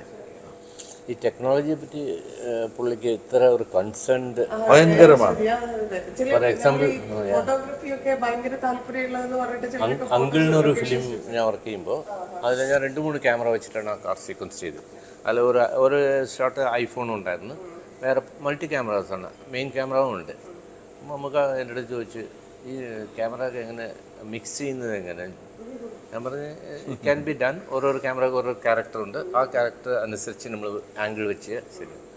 അടുത്ത ദിവസം വീട്ടിലിരുന്ന് 2-3 ക്യാമറ കൊണ്ട് എനിക്ക് തന്നു, ഡ്രോൺ കൊണ്ടുവന്ന് ഇതെല്ലാം യൂസ് ചെയ്യാൻ. സോ ടെക്നോളജിയോടെ ഭയങ്കര അടുപ്പം കാണിക്കുന്ന ഒരാളാണ് ആക്ടർ. അത് എൻ്റെ ഒരു അനുഭവം പറയാം. ലാപ്ടോപ്പിലും ബാക്കിയുള്ളതൊക്കെ ഇപ്പോഴല്ലേ കാര്യങ്ങളൊക്കെ ഉണ്ട്. ഒരു കാലഘട്ടത്തിൽ 90കളിലൊക്കെ കാലഘട്ടത്തിൽ എൻ്റെ ഇതിൽ വെച്ചാൽ ഒരു സമയത്ത് മൊബൈൽ ഫോൺ വന്നപ്പോൾ നമ്മൾ ഏറ്റവും നല്ല ഫോണുകൾ പുള്ളിയിലേ കാണാൻ പറ്റുള്ളൂ. ആദ്യം ഇപ്പം നമ്മൾ എല്ലാം അപ്ഡേറ്റ് ചെയ്യുന്ന ആരാണ്. അപ്പം നമ്മൾ ബാക്കിയുള്ളവരും മറ്റേ ഈ എസ്കോട്ടലിൻ്റെ ഒക്കെ ഫോൺ എടുത്തിട്ട് നമ്മൾ ചെയ്തുകൊണ്ടിരിക്കുമ്പോൾ പുള്ളി മോട്ടറോള ഇങ്ങനെ തുറക്കുന്ന ഫോണുമായിട്ട് വരും. അപ്പോൾ അങ്ങനെ എല്ലാം എവിടെ കണ്ടാലും വാങ്ങിച്ചുകൊണ്ടിരിക്കുന്ന ഒരു സമയത്ത് ഒരു ദിവസം എൻ്റെ അടുത്ത് കൊണ്ടുവന്നിട്ട് ഒരു ബാഗ് തുറന്നിട്ട് പറഞ്ഞു, ഇനി നമ്മൾ പ്രൊഫഷണലാണ്, ഇനി ലൊക്കേഷനൊക്കെ നോക്കാൻ പോകുമ്പം അന്ന് ഫോണിലൊന്നും നമുക്ക് വീഡിയോ കവർ ചെയ്യാൻ പറ്റത്തില്ല. പുള്ളി ചെറിയ മറ്റേ മിനി ക്യാമറയും കൊണ്ട് വന്നിരിക്കുകയാണ്. ഇനി പോകുമ്പോൾ എല്ലാ സ്ഥലത്തും ഈ സാധനങ്ങളൊക്കെ വെച്ചിട്ട് നമ്മൾ ചെയ്യണം എന്നും പറഞ്ഞ് എൻ്റെ തന്നിട്ട് എന്നെ അത് പഠിപ്പിക്കുകയാണ്. കാരണം എന്നെ പഠിപ്പിച്ചിട്ട് അപ്പോൾ അന്ന് അതിൽ വ്യത്യാസം ഉണ്ടാക്കി. ഞാൻ തമാശയായിട്ട് പറഞ്ഞില്ല, അന്ന് ലൊക്കേഷൻ നോക്കാൻ പോകുമ്പോൾ ആ ഡയറക്ടറോ ബാക്കിയുള്ളവർ പോകുമ്പോൾ അന്ന് ഒരു സംഘം ആളുകൾ പോകണം. ഇതിൽ കവർ ചെയ്ത് കൊണ്ടുവന്ന് കാണിക്കുന്ന ഒരവസ്ഥയിലേക്ക് മാറ്റി. ഇതൊക്കെ പുള്ളിയുടെ ക്യാമറ പുള്ളിയുടെ അല്ലായിരുന്നിരുന്നത്, 1 വർഷത്തോളം എൻ്റെയിലായിരുന്നത്. അപ്പോൾ അങ്ങനെ വാങ്ങിച്ച് മാറ്റം വരുത്തണം എന്ന് പറയുന്നത് ആദ്യമായിട്ട് എനിക്ക് ഇപ്പോഴും എൻ്റെ ഓർമ്മയുണ്ട്.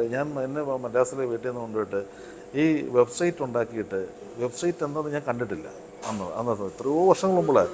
എന്നോട് രാത്രി പറഞ്ഞു ഒരു സ്ഥലത്ത് വെബ്സൈറ്റ് ഉണ്ടാക്കിക്കൊണ്ടിരിക്കുകയാണ്, എൻ്റെ ഒന്ന് കാണാൻ പോകാം, എങ്ങനെ ഉണ്ടെന്ന് കാണും. ഞാൻ ആദ്യമായി കാണുന്ന അപ്പോൾ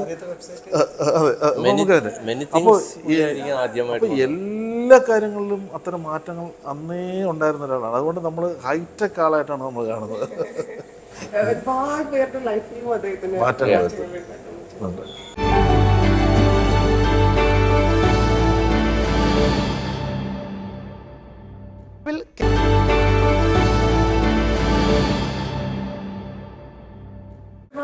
വിവാദങ്ങൾ ഉണ്ടായ ഒരു വർഷമാണ് 2023 എന്നുള്ളത്. ഒന്ന് വിലക്ക്, രണ്ട് ഈ റിവ്യൂ ബോംബിംഗ്, മൂന്ന് ഈ സ്റ്റേറ്റ് അവാർഡുമായി ബന്ധപ്പെട്ടിട്ടുള്ള പരാതികൾ, പിന്നെ അവസാനം IFFK സമയത്ത് അക്കാദമി ചെയർമാൻ, അങ്ങനെ വിവാദങ്ങൾ എപ്പോഴും എല്ലാ മാസവും ഓരോന്നെന്ന് പറഞ്ഞിട്ട് മലയാള സിനിമയിൽ ഉണ്ടായ ഒരു വർഷമായിട്ട് എനിക്ക് തോന്നുന്നത്. അപ്പം നമുക്ക് വിലക്കിൽ നിന്ന് തുടങ്ങുകയാണെങ്കിൽ ആ ഒരു സാഹചര്യം നേരത്തെ ഇത്തരത്തിൽ സംഭവങ്ങൾ ഉണ്ടായിട്ടുണ്ട്. പക്ഷെ കടുത്ത നടപടിയിലേക്കൊക്കെ പോവുക, അല്ലെങ്കിൽ അങ്ങനെ ഒരു ചർച്ചയാക്കപ്പെടുക, ചോദ്യം ചെയ്യപ്പെടുക, സിനിമ ഇൻഡസ്ട്രിയിലെ പല ആളുകൾ പലതരത്തിൽ ചോദ്യം ചെയ്യപ്പെടുക എന്നൊക്കെ ഉണ്ടായി. എന്താണ് അതിൻ്റെ ഒരു ആക്ച്വലി വിലക്കെന്ന് പറയുന്ന വാക്ക് മാധ്യമങ്ങളുടെയാണ്. നമ്മൾ അങ്ങനെ ഒരു വാക്കേ നിസ്സഹകരണം. കാരണം ഞങ്ങൾ നിസ്സഹകരിക്കുന്നു. പറ്റാത്തൊരു ബുദ്ധിമുട്ട് വരുന്നു, അല്ലെങ്കിൽ ഒരുപാട് നിർമ്മാതാക്കൾ ഒരു പരാതി പറയുന്നു, കാര്യങ്ങൾ അവർക്ക് അദ്ദേഹവുമായിട്ട് പൊരുത്തപ്പെട്ട് പോകാൻ പറ്റുന്നില്ല എന്ന് പറഞ്ഞ് നിരവധി പരാതികൾ വരുമ്പോൾ ഒരു സംഘടന എന്ന് പറയുന്നത്, സംഘടനയെ സംബന്ധിച്ചിടത്തോളം ആ സംഘടന നിലകൊള്ളുന്നത് ഇൻഡസ്ട്രിക്ക് വേണ്ടിയിട്ടും അതിലുള്ള പ്രൊഡ്യൂസേഴ്സിന് വേണ്ടിയിട്ടും ആയിരിക്കും. അപ്പോൾ ആ പ്രൊഡ്യൂസർ സംഘടനയ്ക്ക് പറയാൻ പറ്റുന്ന കാര്യം വെച്ചാൽ അദ്ദേഹത്തെ വിലക്കി എന്ന് പറയാൻ പറ്റത്തില്ല. അതൊന്നൊരു കലാകാരനെ വിലക്കാന്ന് പറയുന്നതൊന്നും നമ്മുടെ ആവശ്യമല്ല. ഞങ്ങൾക്ക് സിനിമ എടുക്കാതിരിക്കാം അവരെ വച്ചിട്ട്. അതാണ് നിസ്സഹകരണം. ഈ നിസ്സഹകരണം എല്ലാ സ്ഥലത്തും ഉണ്ട്. ഇപ്പം എല്ലാ ഓഫീസുകളിലുണ്ട്, എല്ലാ മേഖലകളിലുണ്ട്. ഇത് കുറച്ച് വാർത്താ പ്രാധാന്യം കിട്ടുന്നു എന്നുള്ളത് മാത്രമേ ഉള്ളൂ. എന്ന് വെച്ച് അവരെ കുറേ കാലത്തേക്ക് അങ്ങോട്ട് മാറ്റി അങ്ങനെയൊന്നുമല്ല. ഈ നിസ്സഹകരണം നടത്തുന്നത് എന്തിനാണെന്ന് വെച്ചാൽ അവർ നന്നാകാൻ വേണ്ടിയാണ്. എനിക്ക് അഭിമാനത്തോട് പറയാം, അവർ നന്നായി. കാരണം നന്നായിട്ടുണ്ട്. കാരണം നമ്മളിപ്പം അതേ ആളുകളെ കുറിച്ച് വളരെ നന്നായി കാരണം നമുക്കിപ്പം ഷെയ്നൊക്കെ എന്ന് വെച്ചാൽ അങ്ങനെ ഒരു നല്ല കലാകാരനാണ്, നല്ല ഇതാണ്. ചെറുപ്പത്തിൽ അവർക്ക് അറിവില്ലായ്മ കൊണ്ട് ചിലപ്പോൾ ഉണ്ടാകുന്ന പ്രശ്നങ്ങളാകാം. അത് പറഞ്ഞ് മനസ്സിലാക്കാനും കാര്യങ്ങളും പറയുന്ന ഒരു കാലഘട്ടം നമ്മൾ ആദ്യം ശ്രമിച്ചു നോക്കും. അത് കഴിയുമ്പോൾ ഇത്തരം നിസ്സഹകരണങ്ങൾ വരുമ്പോൾ അവരത് മനസ്സിലാക്കുകയും അവർ കൂടുതൽ ഇതിനോട് പൊരുത്തപ്പെട്ടു പോവുകയും ചെയ്യും. എല്ലാവരും അത്തരം പ്രശ്നങ്ങളൊക്കെ ഉണ്ടായിട്ടുണ്ട്. ചൈനയുടെ കൂടെ തന്നെ ഞാൻ ആ പീരീഡിൽ തന്നെ ഒരു ഫിലിം ചെയ്തു, ബർമുഡാണ്. പക്ഷേ എനിക്ക് ആ പുള്ളിക്ക് വരുന്ന വാർത്തകളും പുള്ളിയും രണ്ടും ഡിഫറെൻ്റ് ആയിട്ട് തോന്നി. കാരണം ഈ വാസ് വെരി കോപ്പറേറ്റീവ്. സെറ്റിൽ 6 മണി പറഞ്ഞാൽ 5:55 പുള്ളിയിരിക്കും, രാജീവ് കുമാർ, ഞാൻ and he will be there with makeup. അപ്പം എനിക്ക് വൈ ഈസ് മേക്കിംഗ് പ്രോബ്ലംസിനുള്ളത് കൺഫ്യൂഷനുകളുണ്ടായിരുന്നു. അത് ചോദിച്ചില്ല. എൻഡ് ഓഫ് ദി പീരിയഡിൽ വരുമ്പോൾ ഞാൻ എന്തെങ്കിലും അത് മൂഡ് ഓഫ് ആവുമെന്ന് വിചാരിച്ച് ചോദിച്ചില്ല. ലാസ്റ്റ് 2-3 ഡേയ്സ് ഉള്ളപ്പം പുള്ളിയോട് പറഞ്ഞു, Shine what happen to you, കുറച്ച് ബിഹേവിയർ ചേഞ്ചൊക്കെ എന്തെങ്കിലും ഉണ്ടായിരുന്നോ എന്ന് ചോദിച്ചപ്പം എനിക്കറിയില്ല സാർ എന്ന് പറഞ്ഞു. അപ്പോൾ എനിക്ക് മനസ്സിലായില്ല. ഓക്കെ, അതിനനുസരിച്ച് പോസ്. അതേപോലെ പാക്കപ്പ് ചെയ്തിട്ട് പുള്ളി പോയി. ഒരു 10 കിലോമീറ്റേഴ്സ് പോയിട്ട് ആറ്റിങ്ങൽ വരെ പോയി വന്നു. എവിടെയോ പോയിട്ട് തിരിച്ചു വന്നു. ഞാൻ പോകുമ്പോൾ പറഞ്ഞില്ല എന്ന് പറഞ്ഞ് സോറി എന്ന് പറഞ്ഞ് ആ പയ്യൻ തന്നെ ഇതിങ്ങനെയൊക്കെ കോൺട്രവേഴ്ഷ്യൽ ഒന്നും ഒരു കൺഫ്യൂഷൻസ് ഉണ്ടായി ആക്ച്വലി. സോ രഞ്ജി പറഞ്ഞ പോലെ ഇത് മാറ്റങ്ങൾ വരും. ഒന്നുമില്ല, അത് അവരുടെ പ്രായത്തിന്റെ പ്രശ്നങ്ങളൊക്കെ ആകാം. ഒരു കാലഘട്ടം ഭീകരമായിരുന്നു. അത് സത്യസന്ധമായിട്ട് പറയണം, ഭീകരമായ ഇഷ്യൂസ് ഉണ്ടായിരുന്നു. പക്ഷെ ഇപ്പം അങ്ങനല്ല. ഇപ്പം വളരെ നല്ല ഒരു കോപ്പറേറ്റീവാണ് ആളുകളെല്ലാവരും. പിന്നെ കുറെ കൂടെ അവർ കുറച്ചുകൂടെ കാര്യങ്ങൾ മനസ്സിലാക്കിയിട്ടുണ്ട്. പിന്നെ എന്തായാലും എല്ലാവരും ഈ കാശ് മുടക്കുന്നു എന്ന് പറയുന്ന ഒരാൾ ഈ 94% പരാജയപ്പെട്ടുകൊണ്ടിരിക്കുമ്പം അവരുടെ പരാതികളിൽ ഭയങ്കര ഭീകരമാണ്. ഞങ്ങളെ ഫേസ് ചെയ്യുന്നത് ചില്ലറ കാര്യമല്ല. ഞാൻ എൻ്റെ സങ്കടകരമായ കാര്യം, എനിക്കറിയാവുന്ന എത്രയോ നിർമ്മാതാക്കൾ ഇപ്പം നിങ്ങളാരും അറിയാതെ പല ഈ പറയുന്ന അനാഥാലയങ്ങളിലുണ്ടെന്നറിയാമോ? ഞങ്ങൾക്കറിയാം. കഷ്ടം തോന്നുന്ന കാര്യമാണ്. പലരും ആത്മഹത്യക്ക് ശ്രമിച്ചിട്ട് അറുത്തിട്ടവരെ എനിക്കറിയാം. നിർമ്മാതാക്കളാണ്.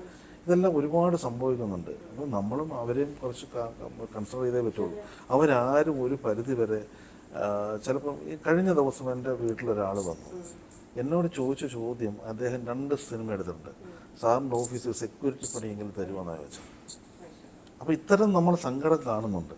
അപ്പോൾ അത്തരം സങ്കടപ്പെടുത്താതിരിക്കാനെങ്കിലും ആൾ ശ്രമിക്കണം. കാരണം അവർ കാശുമായിട്ട് വരുന്ന ഒരു എന്തെങ്കിലും ഒരു ഇഷ്ടത്തോടു കൂടി ആയിരിക്കുമല്ലോ. അവരാരും വേറൊന്നുമല്ല. പക്ഷെ എങ്കിൽ നമ്മൾ അവരോട് നീതി പുലർത്തണമെന്ന് മാത്രമേ ഉള്ളൂ. ആ നീതി പുലർത്താതെ വരുമ്പോൾ മാത്രമാണ് ഇത്തരം കാര്യങ്ങളൊക്കെ പറയുള്ളൂ. ഇപ്പോൾ എല്ലാവരും അത്യാവശ്യം കുഴപ്പമില്ലാതെ പോകുന്നുണ്ട്, നന്നായി വരുമെന്ന് വിശ്വസിക്കുന്നു.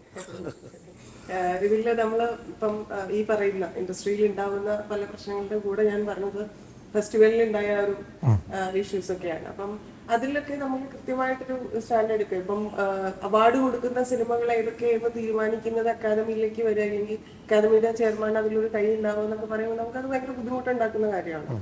പിന്നെ ഒരു ഏകാധിപതിയെ പോലെ പെരുമാറി എന്നൊക്കെയാണ് പലരും പറഞ്ഞ് നമ്മൾ കേട്ടിട്ടുള്ളത്. അപ്പം അങ്ങനെയുള്ളൊരു പ്രവണത അങ്ങനെ ഒരു ഇൻഡസ്ട്രിയിൽ സംഭവിക്കുന്നത്, ഇപ്പം സാറ് പറഞ്ഞ പോലെ പല മേഖലകളിൽ ഈ പ്രശ്നങ്ങളൊക്കെ ഉണ്ട്. പക്ഷെ സിനിമ എന്ന് പറയുമ്പോൾ എല്ലാവർക്കും ഇങ്ങനെ ഓപ്പൺ ആയിട്ട് കിടക്കുന്ന, അല്ലെങ്കിൽ കുറച്ചുകൂടി നമുക്ക് താല്പര്യമുള്ള മേഖല ആയതുകൊണ്ട് അതൊക്കെ ഒഴിവാക്കേണ്ടതല്ലേ? എനിക്ക് തോന്നുന്ന ഈ പേഴ്സണാലിറ്റി ടൈപ്പ് ആള് അത് എൻ്റെ ഒരു ഇൻഫ്ലുവൻസ് എല്ലാ വർക്ക് സ്പേസിലും ഉണ്ടല്ലോ. ഇപ്പം സാർ പറഞ്ഞത് തന്നെയാണ്, അതിന് ഇവിടെ ഒരു വലിയ അമിത പ്രാധാന്യം കിട്ടുന്നത്, അതിൽ എപ്പോഴും ഒരു സ്പോട്ട് ലൈറ്റ് ഉണ്ടെന്നുള്ളത് തന്നെയാണ് എനിക്ക് തോന്നുന്നത്. അതുമാത്രമാണ് അത് അവർ തന്നെ ഇന്റർണലി സോർട്ട് ഔട്ട് ചെയ്യേണ്ട കാര്യങ്ങളാണെന്നാണ് എനിക്ക് തോന്നുന്നത്. ഇവിടെ ഇപ്പം ഞാൻ പറഞ്ഞ നേരത്തെ സാറ് ദൂരെ നിന്നും അടുത്തുനിന്നും കണ്ടുകൊണ്ടിരിക്കുന്ന ആളായതുകൊണ്ടാണ് ചോദിക്കുന്നത്. മറ്റ് ഇൻഡസ്ട്രീസിനെ വെച്ചിട്ട് മലയാളത്തിൽ കുറച്ചുകൂടി ഏത് രീതിയിലാണ് ഇപ്പം നമ്മുടെ ടെക്നിക്കലി നമ്മൾ എത്രത്തോളം പോയി എന്നുള്ളതിനെ കുറിച്ച് നമ്മൾ സംസാരിച്ചു. അല്ലാതെ ആർട്ടിസ്റ്റുകളാണെങ്കിലും പഴയ ആർട്ടിസ്റ്റുകൾ ഉപയോഗിക്കുന്നു. ഞാനത് വിട്ടുപോയതാണ്. നമ്മളിപ്പം കഴിഞ്ഞ ദിവസം ഞാനൊരു സിനിമ ഫാലിമി എന്ന് പറഞ്ഞിട്ട് സിനിമ ഉണ്ട്, ജഗദീഷേട്ടനെ കണ്ടപ്പോൾ ഭയങ്കര സന്തോഷം. അത് നമ്മൾ ആളുകൾ ഉപയോഗിക്കുന്നത്, ഇപ്പൊ റോഷാക്കില് ബിന്ദു പണിക്കരെ ഉപയോഗിച്ചത്, അങ്ങനെയുള്ള ആളുകളെ പുതുതായി ഉപയോഗിക്കുന്നത് ആളുകൾ മാറ്റം വരുത്തി. പണ്ട് കോമഡി ചെയ്തുകൊണ്ടിരുന്ന ആളുകളെ നമ്മൾ വളരെ സീരിയസ് ആയിട്ടുള്ള ഇന്ദ്രൻ സേട്ടൻ, അപ്പം അതിലുണ്ടായിട്ടുള്ള വ്യത്യാസം. ഇപ്പൊ തമിഴിലൊന്നും നമ്മൾ പഴയ ആൾക്കാരെ കാണാറേ ഇല്ല. മറ്റ് ഭാഷകളെ കുറിച്ച് എനിക്ക് വലിയ ധാരണയില്ല. പക്ഷെ തമിഴിൽ നമ്മൾ പഴയ ആളുകള്, ഇവിടെ അതല്ല, ഇത് നിലനിർത്തി പോകുന്നുണ്ട് ആളുകളെ.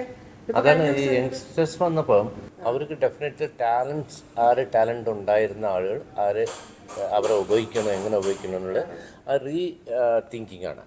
ഇവർ പഴയതെന്ന് പറഞ്ഞ് ഒതുക്കപ്പെട്ടില്ല ഒരിക്കലും. പഴഞ്ഞൻ പറഞ്ഞ് നമ്മൾ ഒരു ഇൻഡസ്ട്രിയിലെ ഒരു പൊതുവിൽ സംസാരമുണ്ട്, നമ്മൾ സീനിയർ ആയി കഴിഞ്ഞാൽ വർക്ക് കിട്ടുക. അങ്ങനെയല്ല. ഞാൻ still I am working because നമ്മുടെ ഒന്ന് ക്യാരക്ടർ ഇസ് ഇമ്പോർട്ടൻറ്റ്, വർക്കിനെക്കാട്ടിലും നമ്മൾ ഹൗ വി ആർ കോപ്പറേറ്റിംഗ് ചെയ്യുമ്പോൾ. അതുപോലെ ജഗദീഷ് എന്ന് പറയുന്ന ഒരു ആക്ടർ വന്ന് ഏത് പീരിയഡിലും ഒരു ഡയറക്ടർക്കും ഹെഡേക്ക് ഇല്ലാത്ത ഒരു ആക്ടറാണ്. ഭയങ്കര കഴിവുണ്ട്. പക്ഷെ പുള്ളിക്ക് കഴിവ് പല കാലങ്ങളും കോമഡിയനായിട്ട് തന്നെ മാറിയ ഒരാൾക്ക് ഇന്ദ്രൻസിനെ പറഞ്ഞ പോലെ സെയിം ഇറ്റ്സ് കമ്മിങ്. അവരുടെ ടാലൻറ്റ് കണ്ടെത്തുക എന്നുള്ളതാണ്. അതിലാണ് നമ്മൾ you have to appreciate the youth youngsters. They are finding out the talents. അത് ഭയങ്കര ഒരു ചേഞ്ചാണ്, ഭയങ്കര ചേഞ്ചാണ്. അതിൻ്റെ മഞ്ജുപിള്ളയെ പോലെ ഒരു actress, she is being used very beautifully. അപ്പോൾ അവർ നേരത്തെ വന്നതൊക്കെ മേലാൽ ഇങ്ങനെ വന്ന് ക്യാരക്ടർ മാത്രം ചെയ്തിരുന്ന ഒരു മഞ്ജുപിള്ള എങ്ങനെയാണ് വീണ്ടും വരുന്നത്, ഇന്ദ്രൻസ് എന്ന് പറയുന്ന ആൾ വരുന്നത്. സോ ഞാൻ തടവ് പറ്റി ഇപ്പം സംസാരിക്കും. തടവിൽ ഒരു ന്യൂ ലേഡി വന്നിരിക്കുക. അപ്പം അവരുടെ ട്രാവലിങ്, അവരുടെ സെൻറ്റർ ഓഫ് ഫോക്കസ് വെച്ചിട്ടാണ് പടം പോയിരിക്കുന്നത്. സ്കാറ്ററായില്ല സബ്ജക്റ്റ് പോകുമ്പോൾ അതിൽ ഒരു ടീം, അവരുടെ ടീം ഒരുമിച്ച് വന്നു ഫെസ്റ്റിവൽ ആഘോഷിച്ച് പോയി. നേരത്തെ ഉണ്ടായിരുന്ന ഒരേ ഒരു സംഭവം എന്താണെങ്കിൽ, പ്രീവിയസ് ഞാൻ എല്ലാ പീരീഡിലും രാമണ്ണ സാർ എന്ന് പറയുന്ന 66 വയസ്സ്, അന്ന് എനിക്ക് 20 വയസ്സ്, അന്നും വർക്ക് ചെയ്തു. ഇന്ന് എനിക്ക് സെയിം ഏജായി. I'm working with 22-23 years directors. അപ്പം മനസ്സിലായത് ചില സീക്രട്ടി ഉണ്ട് ഫിലിം മേക്കിങ്ങിൽ. ഇപ്പം no more secret, everything is open to the team member. ലൈറ്റിലുള്ള അസിസ്റ്റൻ്റ് വരെ കഥ അറിയുന്നതാണ്. ഞാനിപ്പോൾ എൻ്റെ ലൈറ്റിംഗ് അസിസ്റ്റൻ്റ് കഥ പറഞ്ഞിട്ടാണ് കൂടെ വർക്ക് ചെയ്യുന്നത്. കാരണം അവരുടെ കോൺട്രിബ്യൂഷൻ ഇസ് സോ ഇമ്പോർട്ടൻറ്റ്. അങ്ങനെ നോക്കുമ്പോൾ ഈ യങ്സ്റ്റേഴ്സ് ഒരു പീരീഡ് കഴിഞ്ഞപ്പോൾ ഇപ്പോൾ അവർ ലോങ് ഒരു അണ്ടർസ്റ്റാൻഡിങ്ങിൽ വന്നിട്ട് പഴയ ആക്ടേഴ്സൊക്കെ ടാലൻറ്റഡ് ഉപയോഗിക്കണം. ഈ തടവിൽ ഒരു സ്ത്രീയെ ഉപയോഗിച്ചിട്ടുണ്ട് ബ്യൂട്ടിഫുള്ളായിട്ട്. ഒരു ക്യാരക്ടർ എങ്ങനെ അതിൽ ഡയറക്ടറുടെ ഒരു മാത്രമല്ല ടീം വർക്ക്, ഭയങ്കര ടീം. അവർ ഒരാൾ പോലും ക്രാസ് ചെയ്ത് കാണില്ല. അങ്ങനെ അത് നമുക്ക് ക്യാമറയിൽ ക്യാപ്ചർ ചെയ്ത്, ഇപ്പം നമ്മുടെ സിനിമാറ്റോഗ്രാഫറാണെങ്കിലും ആർട്ടിസ്റ്റുകളെ ടാർച്ചർ ചെയ്യാതെ അവർക്ക് ഒരു സ്ട്രെയിൻ. പുതിയ ആക്ടേഴ്സ് വരുമ്പോൾ വളരെ ക്യാപ്ചർ. ഏറ്റവും കൂടുതൽ പുതിയ നടിമാരിൽ വർക്ക് ചെയ്ത ആളാണ് നയൻതാരയുടെ ഫസ്റ്റ് ഫിലിം, മീര ജാസ്മിൻ, പത്മപ്രിയ, പ്രിയങ്ക, പൃഥ്വിരാജ്, ഇവരുടെ എല്ലാവരുടെ ഫസ്റ്റ്. അപ്പോൾ അവരെ എങ്ങനെ മോൾഡ് ചെയ്യാന്നുള്ളതാണ് സിനിമാറ്റോഗ്രാഫറിൻ്റെ മെയിൻ വർക്ക്. അതേപോലെയാണ് ഈ തടവിൽ ബ്യൂട്ടിഫുള്ളായിട്ട് ക്യാപ്ചറിങ് ചെയ്തിരിക്കുന്നത്. So youngsters are finding the talent of yesterday's actors. ജയതിച്ചേട്ടനൊന്നും ഒരിക്കലും പഴയ ആക്ടർ എന്ന് പറയാൻ പറ്റില്ല. സ്റ്റിൽ ഇൻ ദ പ്ലാറ്റ്ഫോം ഞാൻ പറയുന്നത് ഇറ്റ്സ് ബീങ് യൂട്ടിലൈസ്ഡ്. സാറിന് ഇപ്പം നേരത്തെ നമ്മൾ കഥ റിപ്പീറ്റ് ചെയ്യുന്നു എന്ന് പറഞ്ഞതുപോലെ ഈ വെക്കുന്ന ഫ്രെയിമുകൾ കാണുമ്പോൾ ഇപ്പോഴത്തെ സിനിമകളിൽ ഫ്രെയിംസ് കാണുമ്പോൾ ലൊക്കേഷൻസ് കാണുമ്പോൾ അത് റിപ്പീറ്റ് ചെയ്യുന്ന പോലെ തോന്നാറുണ്ട്. റിപ്പീറ്റഡ് എന്ന് പറയാൻ പറ്റില്ല ആ പടത്തിന്, പക്ഷേ സിമിലാരിറ്റി ഒരുപാട് വരുന്നുണ്ട്. എങ്ങനെയാണെങ്കിൽ ടോണർ വാല്യൂ, ഇപ്പം ഞാൻ ഓരോ പടത്തും ഒരു ടോൺ ക്രിയേറ്റ് ചെയ്യാൻ ശ്രമിച്ചിട്ടുണ്ട്. കാക്കിയാണ് ഒരേ കടലാണെങ്കിലും മറ്റേ എൻ്റെ പടങ്ങളെ പറയുന്നത്. സോ അതേപോലെ എല്ലാ സിനിമാറ്റോഗ്രാഫറും ട്രൈ ചെയ്ത് കാണും. പക്ഷേ ഇപ്പം ഒരു പാറ്റേൺ ഓഫ് ടോൺസ് യൂത്തിനിടയ്ക്ക് ഇഷ്ടപ്പെടുന്നതുകൊണ്ടായിരിക്കും ചിലപ്പം അതേ ടോൺ സിനിമയിലെ ഒരു സിമിലാരിറ്റി വരാൻ കാരണം. അത് മാറുമായിരിക്കും, അത് 2 പടം കഴിഞ്ഞിട്ട് അവർ തന്നെ അത് മാറ്റിയെടുക്കുമായിരിക്കും ഡെഫിനറ്റ്ലി. അത് എന്തുകൊണ്ടാണ് ഇൻഫ്ലുവൻസ് ഓഫ് വെസ്റ്റേൺ ഫിലിംസിൻ്റെ ഒരു ഇൻഫ്ലുവൻസ്, നെറ്റ്ഫ്ലിക്സ് അതൊക്കെ വരുന്നതുകൊണ്ടായിരിക്കും.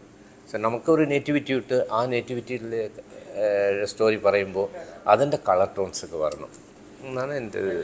വെസ്റ്റേൺ പറഞ്ഞപ്പോൾ ഞാൻ ജിഗർദാണ്ട ഓർത്തത് ഈ അന്യഭാഷാ ചിത്രങ്ങൾ ഇവിടെ കളക്ട് ചെയ്തത്ര എനിക്ക് തോന്നുന്നു ഇവിടെ മലയാള ചിത്രം അത് എത്രത്തോളം, അതായത് അത് എല്ലാ വർഷവും നടക്കുന്നതാണ്. ഇപ്പൊ 23 എന്നുള്ളതല്ല, പക്ഷെ പല കാരണങ്ങൾ കൊണ്ട് ആ സമയത്ത് ഇപ്പൊ ജയിലറിന്റെ കാര്യമായാലും വിജയ് ചിത്രമായാലും ജിഗർദാണ്ഡ ആയാലും ആ സമയത്ത് മറ്റു മലയാള ചിത്രങ്ങളും ഇറങ്ങിയ സമയമാണ്. എങ്കിൽ പോലും അവര് കളക്ഷൻ എടുത്തു. കാരണം വെച്ചാൽ ഇവിടെ എന്താ വെച്ചാൽ നമ്മുടെ ആളുകൾക്ക് മാത്രം ലാംഗ്വേജ് ഒന്നും ഒരു പ്രശ്നമേ അല്ല. ഇവിടെ പഥാനും ഓടും, പുഷ്പം ഓടും, ജയിലർ, ഏത് സിനിമകളും നോക്കട്ടെ, തെലുങ്കായാലും കന്നഡ ആയാലും KGF കന്നഡയിൽ നിന്ന് ഡബ് ചെയ്തൊന്നല്ലേ. നമുക്കങ്ങനല്ല, കാണാനൊരു ഗംഭീരമായിരുന്നാൽ മതി. അത് നമ്മൾ അക്സെപ്റ്റ് ചെയ്യുന്ന ആളാണ്. ഇത്രയും പ്രൊമോഷൻ കിട്ടുന്ന, ഇത്രയും മാധ്യമങ്ങൾ ഉൾപ്പെടെ ഓൺലൈൻ ഉൾപ്പെടെ മറ്റു ലാംഗ്വേജിനെ പ്രൊമോട്ട് ചെയ്യുന്ന ഒരു സ്റ്റേറ്റും ഉണ്ടാവില്ല. പിന്നെ ഇപ്പം ഞാൻ പറഞ്ഞ പോലെ 23-ലേന്നല്ല, കുറച്ച് സമീപകാലത്തെ സിനിമകളെ എല്ലാം ബാധിച്ചിട്ടുള്ള സാധനം ഈ റിവ്യൂ ചെയ്യലാണ്. അപ്പോൾ ഈ റിവ്യൂ ചെയ്യുന്ന ആളുകളോട് നോ പറയാൻ നമുക്ക് പറ്റും. അല്ല, റിവ്യൂ ചെയ്യണ്ട അല്ല ചെയ്യണം എന്നുള്ളതൊന്നുമല്ല പ്രശ്നം. കാരണം വെച്ചാൽ ഒരു മനഃസാക്ഷിയൂടെ വെക്കണം. കാരണം അത്രേ പറയുന്നുള്ളൂ. കാരണം വ്യക്തിപരമായി പറയുന്ന പരാമർശങ്ങൾ ഒഴിവാക്കണം. പണ്ട് ഇപ്പോൾ നമ്മളെ സംബന്ധിച്ചിടത്തോളം പണ്ട് അശ്വതി അല്ലെങ്കിൽ അങ്ങനെ കുറേ വലിയ മറ്റേ മാതൃഭൂമിയിലും ഒക്കെ ഈ പറയുന്ന ഒരു സിനിമയെക്കുറിച്ചുള്ള നിരൂപണം ഉണ്ടാവും. അത് നിരൂപണം എന്നാണ് പറയുന്നത്. അന്നത്തെ പത്രങ്ങളിലും കൗമുദിയിലും ഒക്കെ വരുന്ന നിരൂപണം വളരെ കൃത്യമായിട്ട് വായിക്കുകയും അതനുസരിച്ച് സിനിമകളെ വിലയിരുത്തുകയും ചെയ്യുന്നൊരു കാര്യം അല്ല. ആണെങ്കിലും അതിൽ അവർ കൃത്യമായിട്ട് അതിൻ്റെ കാര്യങ്ങൾ എഴുതിയിട്ടുണ്ടാവും. അല്ലാതെ വെറുതെ ഈ വായി തോന്നുന്ന കാര്യം പറയില്ല. രണ്ടാമത്തെ കാര്യം, ഒരാഴ്ച കഴിയുമ്പോഴേ അത് വരുള്ളൂ. ഒരു 1 വീക്ക് ബ്രീത്തിങ് ടൈം കൊടുക്കും. ഏത് സിനിമയെക്കുറിച്ചും കൊടുക്കും. ഇവരെല്ലാവരും ആലോചിക്കേണ്ട ഒരു കാര്യമുണ്ട്. ഇവർക്കെല്ലാവർക്കും ഒരു ചാനൽ നടത്തിക്കൊണ്ട് പോകാനുള്ള അവരുടെ സ്വാർത്ഥമായ ഒരു കാര്യത്തിന് വേണ്ടിയിട്ടാണ് വിവാദപരമായ കാര്യങ്ങൾ പറയുന്നത്. അപ്പോൾ ഇതിൻ്റെ പ്രേക്ഷകരുടെ എണ്ണം കൂടും. ആ റീച്ച് കൂട്ടിയിട്ട് അതിനനുസരിച്ച് വരുമാനം ഉണ്ടാക്കാൻ അവർ ഉദ്ദേശിക്കുമ്പോൾ ഒരു കാര്യം ഓർക്കണം. ഇതേപോലെ തന്നെ കുടുംബം വിറ്റ് സിനിമ എടുത്തവരാണ് ഇവരെല്ലാവരും. അവർക്കും ഒരു കുടുംബമുണ്ട്. ആ കുടുംബം ആത്മഹത്യ ചെയ്യുമ്പം ഇവരുടെ റിവ്യൂ കാരണം ഒരാളെങ്കിലും ആത്മഹത്യ ചെയ്യപ്പെട്ടാൽ ഇവരന്ന് വിഷമിക്കും. നമ്മളെപ്പോഴും ഒരു കാര്യം ചെയ്യണം, ഒരാഴ്ച കഴിഞ്ഞ് ചെയ്തോട്ടെ. 1 വീക്ക് കഴിഞ്ഞിട്ട് ഈ നിരൂപണം എന്നായാലും ഈ നിരൂപണമോ അല്ലെ റിവ്യൂ ഒക്കെ ഒരാഴ്ച ഇവരെ സമയം കൊടുക്കുക. ഒരു സിനിമ എങ്ങനെങ്കിലും കയറ്റിക്കൊണ്ട് വരാനുള്ളൊരു കാലഘട്ടം തരണമല്ലോ. മറ്റൊന്ന്, സിനിമയെക്കുറിച്ച് അറിയുന്നവർ ചെയ്തുകൊണ്ടിരുന്നത് സിനിമയെക്കുറിച്ച് യാതൊരു ധാരണയും ചെയ്യരുതെന്നല്ല ഞാൻ പറഞ്ഞത്. ചെയ്തോട്ടെ, ചെയ്യുകയൊക്കെ ചെയ്തോട്ടെ, പക്ഷെ ഒരു ടൈം കൊടുക്കണം. കാരണം ഒരു എടപ്പള്ളി വനിതാ വിനീത തിയേറ്ററിലാണ് ഏറ്റവും കൂടുതൽ ഇത് ചെയ്യുന്നത്. ഞങ്ങൾ അതിൻ്റെ തിയേറ്റർ ഉടമസ്ഥരോട് ബന്ധപ്പെട്ടതാണ് അവിടെ ചെയ്യരുതെന്ന് പറഞ്ഞത്. പക്ഷേ അതിൽ നമ്മളെ അത്ഭുതപ്പെടുത്തുന്ന കാര്യം, ആ സിനിമയുടെ ഫസ്റ്റ് ഹാഫ് കഴിയുമ്പോൾ അവിടെ തന്നെ ഇരുന്ന് എഡിറ്റ് ചെയ്ത് അവിടെ നിന്ന് അപ്ലോഡ് ചെയ്യുകയാണ്. ഞാനത് ശരിക്കും പറഞ്ഞ് നിങ്ങൾ അവിടുത്തെ തിയേറ്ററിലെ CCTVയിൽ എടുത്ത് നോക്കിക്കോ. പടം കഴിയുമ്പോൾ 1 മിനിറ്റ് പോലും ഡിലേ ഇല്ലാതെ അപ്പോൾ മോശമാണ് നാടിൻ്റെ മുമ്പ് വെച്ച് പറഞ്ഞിട്ട് പോകണമെങ്കിൽ ക്രൂരതയാണത്. ഒരു രാത്രിയെങ്കിലും കൊടുക്കാം. അല്ല, എനിക്ക് തോന്നുന്നു ഈ നമ്മൾ സിനിമകൾ ഒരുപാട് ഉണ്ടാവാൻ ഉള്ള അതേ സാഹചര്യങ്ങൾ തന്നെയാണ് ഈ പറഞ്ഞ റിവ്യൂവേഴ്സ് ഒരുപാട് ഉണ്ടാകുന്നത്. ആ ഒരു ഡിജിറ്റൽ ആയിട്ടുള്ള എക്സ്പ്രഷൻ, പിന്നെ ഈ പറഞ്ഞ യൂട്യൂബ് എന്നൊരു പ്ലാറ്റ്ഫോമിൽ ഒരു ചിലവില്ലാതെ ചെയ്യാമെന്നുള്ളൊരു കാര്യം. അപ്പോൾ അത് ഒരു തരത്തിൽ തടയിടാൻ പറ്റത്തില്ല. അത് ആവിഷ്കാര സ്വാതന്ത്ര്യം എല്ലാമാണ്. പക്ഷേ അതിൽ ഒരു പ്രശ്നം വരുന്നത്, ഒന്ന് ഈ പറയുന്ന അവർ കൂടുതൽ നോക്കുന്ന ഈ നേരത്തെ പറഞ്ഞ പോലെ തന്നെ ഷോക്ക് വാല്യൂവിനാണ്. ഷോക്ക് വാല്യൂ ഉണ്ടെങ്കിലാണ് നമുക്ക് കൂടുതൽ ഇത് കിട്ടുന്നത്. അപ്പോൾ പ്രകോപനപരമായ പരാമർശങ്ങൾ നടത്തുക എല്ലാം ചെയ്യുന്നു. അത് എക്സിസ്റ്റ് ചെയ്യുന്നു. അതൊരു ഇതായിട്ട് തരുന്നു. അത് എനിക്ക് കൃത്യമായിട്ട് അറിഞ്ഞൂടെ ഇതുപോലൊരു ഡാമേജ് ഉണ്ടാക്കുന്നുണ്ടോ എന്നുള്ളത് എനിക്കറിയാം. കാരണം അതിനെ ഇൻഫ്ലുവൻസ് ചെയ്യാൻ പറ്റുന്നവർ ഒരു ചെറിയ ഒരു ഇതാണല്ലോ. അതിനപ്പുറമൊക്കെ തന്നെ ഇൻഫ്ലുവൻസ് ഉണ്ടോ, നമ്മൾ കുറച്ച് വലുതാക്കി കാണുമല്ലേ എന്ന് എനിക്കൊരു സംശയം ഇല്ലാതില്ല. നിയമപരമായിട്ട് മൂവ് ചെയ്യേണ്ട സാഹചര്യം വരെ സാഹചര്യം ഉണ്ടായതും എനിക്ക് അറിഞ്ഞൂടാ അതൊരു അത്രയും ഭീകരമാണോ സിറ്റുവേഷൻ എന്നുള്ളത്. എനിക്ക് തോന്നുന്നത് ഈ റിവ്യൂ എന്ന് പറയുമ്പോൾ നമ്മൾ പ്രധാനമായിട്ടും ഈ ഒരു ക്രിട്ടിക് എന്ന് പറഞ്ഞാൽ ഇപ്പം നേരത്തെ പറഞ്ഞ ഈ മാതൃഭൂമിയിലൊക്കെ റിവ്യൂ ഉണ്ടായിരുന്നു, ആ ഒരു ക്രിട്ടിക്കിൻ്റെ റോൾ എന്താണെന്നുള്ളതിനെ പറ്റിയിട്ടുള്ള ഒരു ചിന്ത വീണ്ടും വരേണ്ട കാര്യമാണ്. അത് നമ്മൾ ഈ പറഞ്ഞ പല കാര്യങ്ങളും കവർ ചെയ്യുന്നുണ്ടെന്ന് തോന്നുന്നു. ഇത്രയും കൂടുതൽ സിനിമകൾ വരുമ്പോൾ ഒരു വഴികാട്ടിയുടെയൊക്കെ റോളുകൾ വളരെ ആവശ്യമാണ്. നമ്മൾ ഈ നല്ലത് കാണുന്ന മോശം കാണാതിരിക്കുന്നു, അതിനോടൊപ്പം തന്നെ നല്ലത് മിസ്സായി പോകാതിരിക്കുക എന്നൊരു കാര്യം കൂടെ ഉണ്ട്. അതിനെനിക്ക് തോന്നുന്നു കുറച്ചും കൂടെ സിനിമയെ പറ്റി അറിവുള്ള, സിനിമയുടെ ചരിത്രത്തെ പറ്റി അറിവുള്ള, അങ്ങനെ ഒരു ഉൾക്കാഴ്ചയോടെ അതിലേക്ക് നയിക്കാൻ പറ്റുന്ന ആൾക്കാർ വേണം. അതിൽ എനിക്ക് തോന്നുന്നത് വെച്ചാൽ റിവ്യൂവേഴ്സ്, അങ്ങനെ എസ്റ്റാബ്ലിഷ്ഡ് ആയിട്ടുള്ള ഫിലിം ക്രിട്ടിക്സിൻ്റെ അവരുടെ ഒരു റോള് കുറച്ചും കൂടെ എനിക്കൊന്ന് മലയാളത്തിൽ വളരെ കുറവാണെന്ന് തോന്നുന്നു. അങ്ങനെ ഇൻഫ്ലുവൻഷ്യൽ ആയിട്ടുള്ള ക്രിട്ടിക്സ് വളരെ കുറവാണെന്ന് തോന്നുന്നു. ഒരു പ്രോഡക്റ്റിന് മോശം ഇപ്പം എല്ലാം നമ്മൾ റിവ്യൂ നോക്കിയാണോ വാങ്ങിക്കുന്നത്, എല്ലാം കറക്റ്റാണ്. പക്ഷെ അപ്പോൾ റീച്ചിങ് പോയിന്റ് ഇല്ലേ, അത് കുറച്ച് ടൈമുണ്ട്. അതൊക്കെ ഈ സിനിമയുടെ ഒരു ഷെൽഫ് ലൈഫ് സിനിമ മാത്രം ഇമ്മീഡിയറ്റ് പിന്നെ നമ്മൾക്ക് നമ്മൾ അതിൽ എന്തുകൊണ്ട് ആകർഷകരായി എന്നുള്ളൊരു വേറൊരു പോയിന്റ് ഉണ്ട്. അപ്പൊ പല പല ഘടകങ്ങൾ ഇതിലുണ്ട്. അയാളുടെ മൈൻഡ് സെറ്റ് എങ്ങനെയോ അതിലാണ് പുള്ളി കാണുന്നത്. സോ അതുകൊണ്ട് 100% ട്രൂത്ത് എന്ന് പറയാൻ പറ്റില്ല.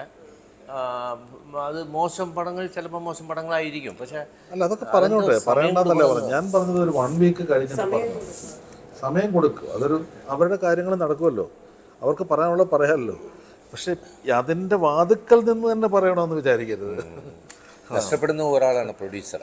ബാക്കി എല്ലാവരും എസ്കേപ്പ് ചെയ്യും, ആക്ടേഴ്സ് എസ്കേപ്പ് ചെയ്യും, ഡയറക്ടർക്ക് പോലും അടുത്ത ഒരു പടം ചാൻസ് കിട്ടും, സിനിമാറ്റോഗ്രാഫർ കിട്ടും, ടെക്നീഷ്യൻ എല്ലാവരും. പക്ഷെ ഒരു പ്രൊഡ്യൂസർ എന്ന് പറയുന്ന ആൾ ഫാമിലി മൊത്തം തകർന്നു പോകുന്ന ഒരു അവസ്ഥ ഉണ്ടാവും. 23 കുറെ കാര്യങ്ങളാണ്. അപ്പം മാറ്റങ്ങൾ എല്ലാ കാലത്തും മലയാള സിനിമയ്ക്ക് സംഭവിച്ചുകൊണ്ടിരിക്കുന്നുണ്ട്. ഓരോ വർഷത്തിലും ഒരുപാട് മാറ്റങ്ങൾ ഉണ്ടാവുന്ന ഒരു ഇൻഡസ്ട്രി കൂടിയാണ് മലയാളം. അപ്പം 24-ലുള്ള പ്രതീക്ഷകൾ ഇപ്പം പ്രൊഡ്യൂസർ എന്നുള്ള നിലയ്ക്ക് എന്താണ് അതിനെക്കുറിച്ച്? 24 നമ്മളെല്ലാ വർഷവും പറയുന്ന പോലെ നമ്മുടെ ജീവിതത്തിൽ പ്രതീക്ഷകളാണല്ലോ വലുത്. സിനിമയിൽ വന്നതും അത്തരം പ്രതീക്ഷകളിലൂടെയാണ്. 24 നല്ലൊരു വർഷമാകുമെന്ന് പ്രതീക്ഷിക്കുന്നു. കാരണം ഞാൻ നേരത്തെ പറഞ്ഞില്ലേ, വളരെ വലിയ സിനിമകളും വളരെ നല്ല ആടുജീവിതം പോലെ, ബറോസ് പോലെയുള്ള, അല്ലെങ്കിൽ ഒരുപാട് അജയൻ്റെ, അങ്ങനെ കുറേ സിനിമകൾ നമ്മുടെ പ്രൊഡക്ഷൻ നടന്നുകൊണ്ടിരിക്കുന്നുണ്ട്. ബസൂക്ക അല്ലെങ്കിൽ ടർബോ എന്നൊക്കെ പറഞ്ഞാൽ അത്തരം വലിയ സിനിമാറ്റിക് അല്ലെങ്കിൽ അങ്ങനെ തോന്നുന്ന തരം സിനിമകൾ ഒരു ഭാഗത്ത് കിടക്കുന്നു. അതേപോലെ തന്നെ കണ്ടൻറ്റുകൾ നല്ലതായിട്ടുള്ള ഒരുപാട് ഡിസ്കഷനുകൾ നടക്കുന്നുണ്ട്. ഇതൊക്കെ നല്ല സിനിമകളായിട്ട് മാറുമെന്ന് പ്രതീക്ഷിക്കുന്നു. അപ്പോൾ 2024 ഒരു നല്ല വർഷമാകട്ടെ, അതാണ്. അതായത് സിനിമയ്ക്കകത്ത് തന്നെയുള്ള എല്ലാവർക്കും അത് നന്നാവട്ടെ. അതിപ്പം കൊമേഴ്ഷ്യൽ സിനിമ, സമാന്തര സിനിമ എന്നുള്ളതിന്റെ അപ്പുറത്തേക്ക് സിനിമ എന്നതിലേക്ക് എത്താൻ കൂടി അടുത്ത വർഷം സഹായിക്കട്ടെ എന്ന് ആശംസിക്കുന്നു. Happy new year. വളരെ സന്തോഷം വന്നത്. Thank you.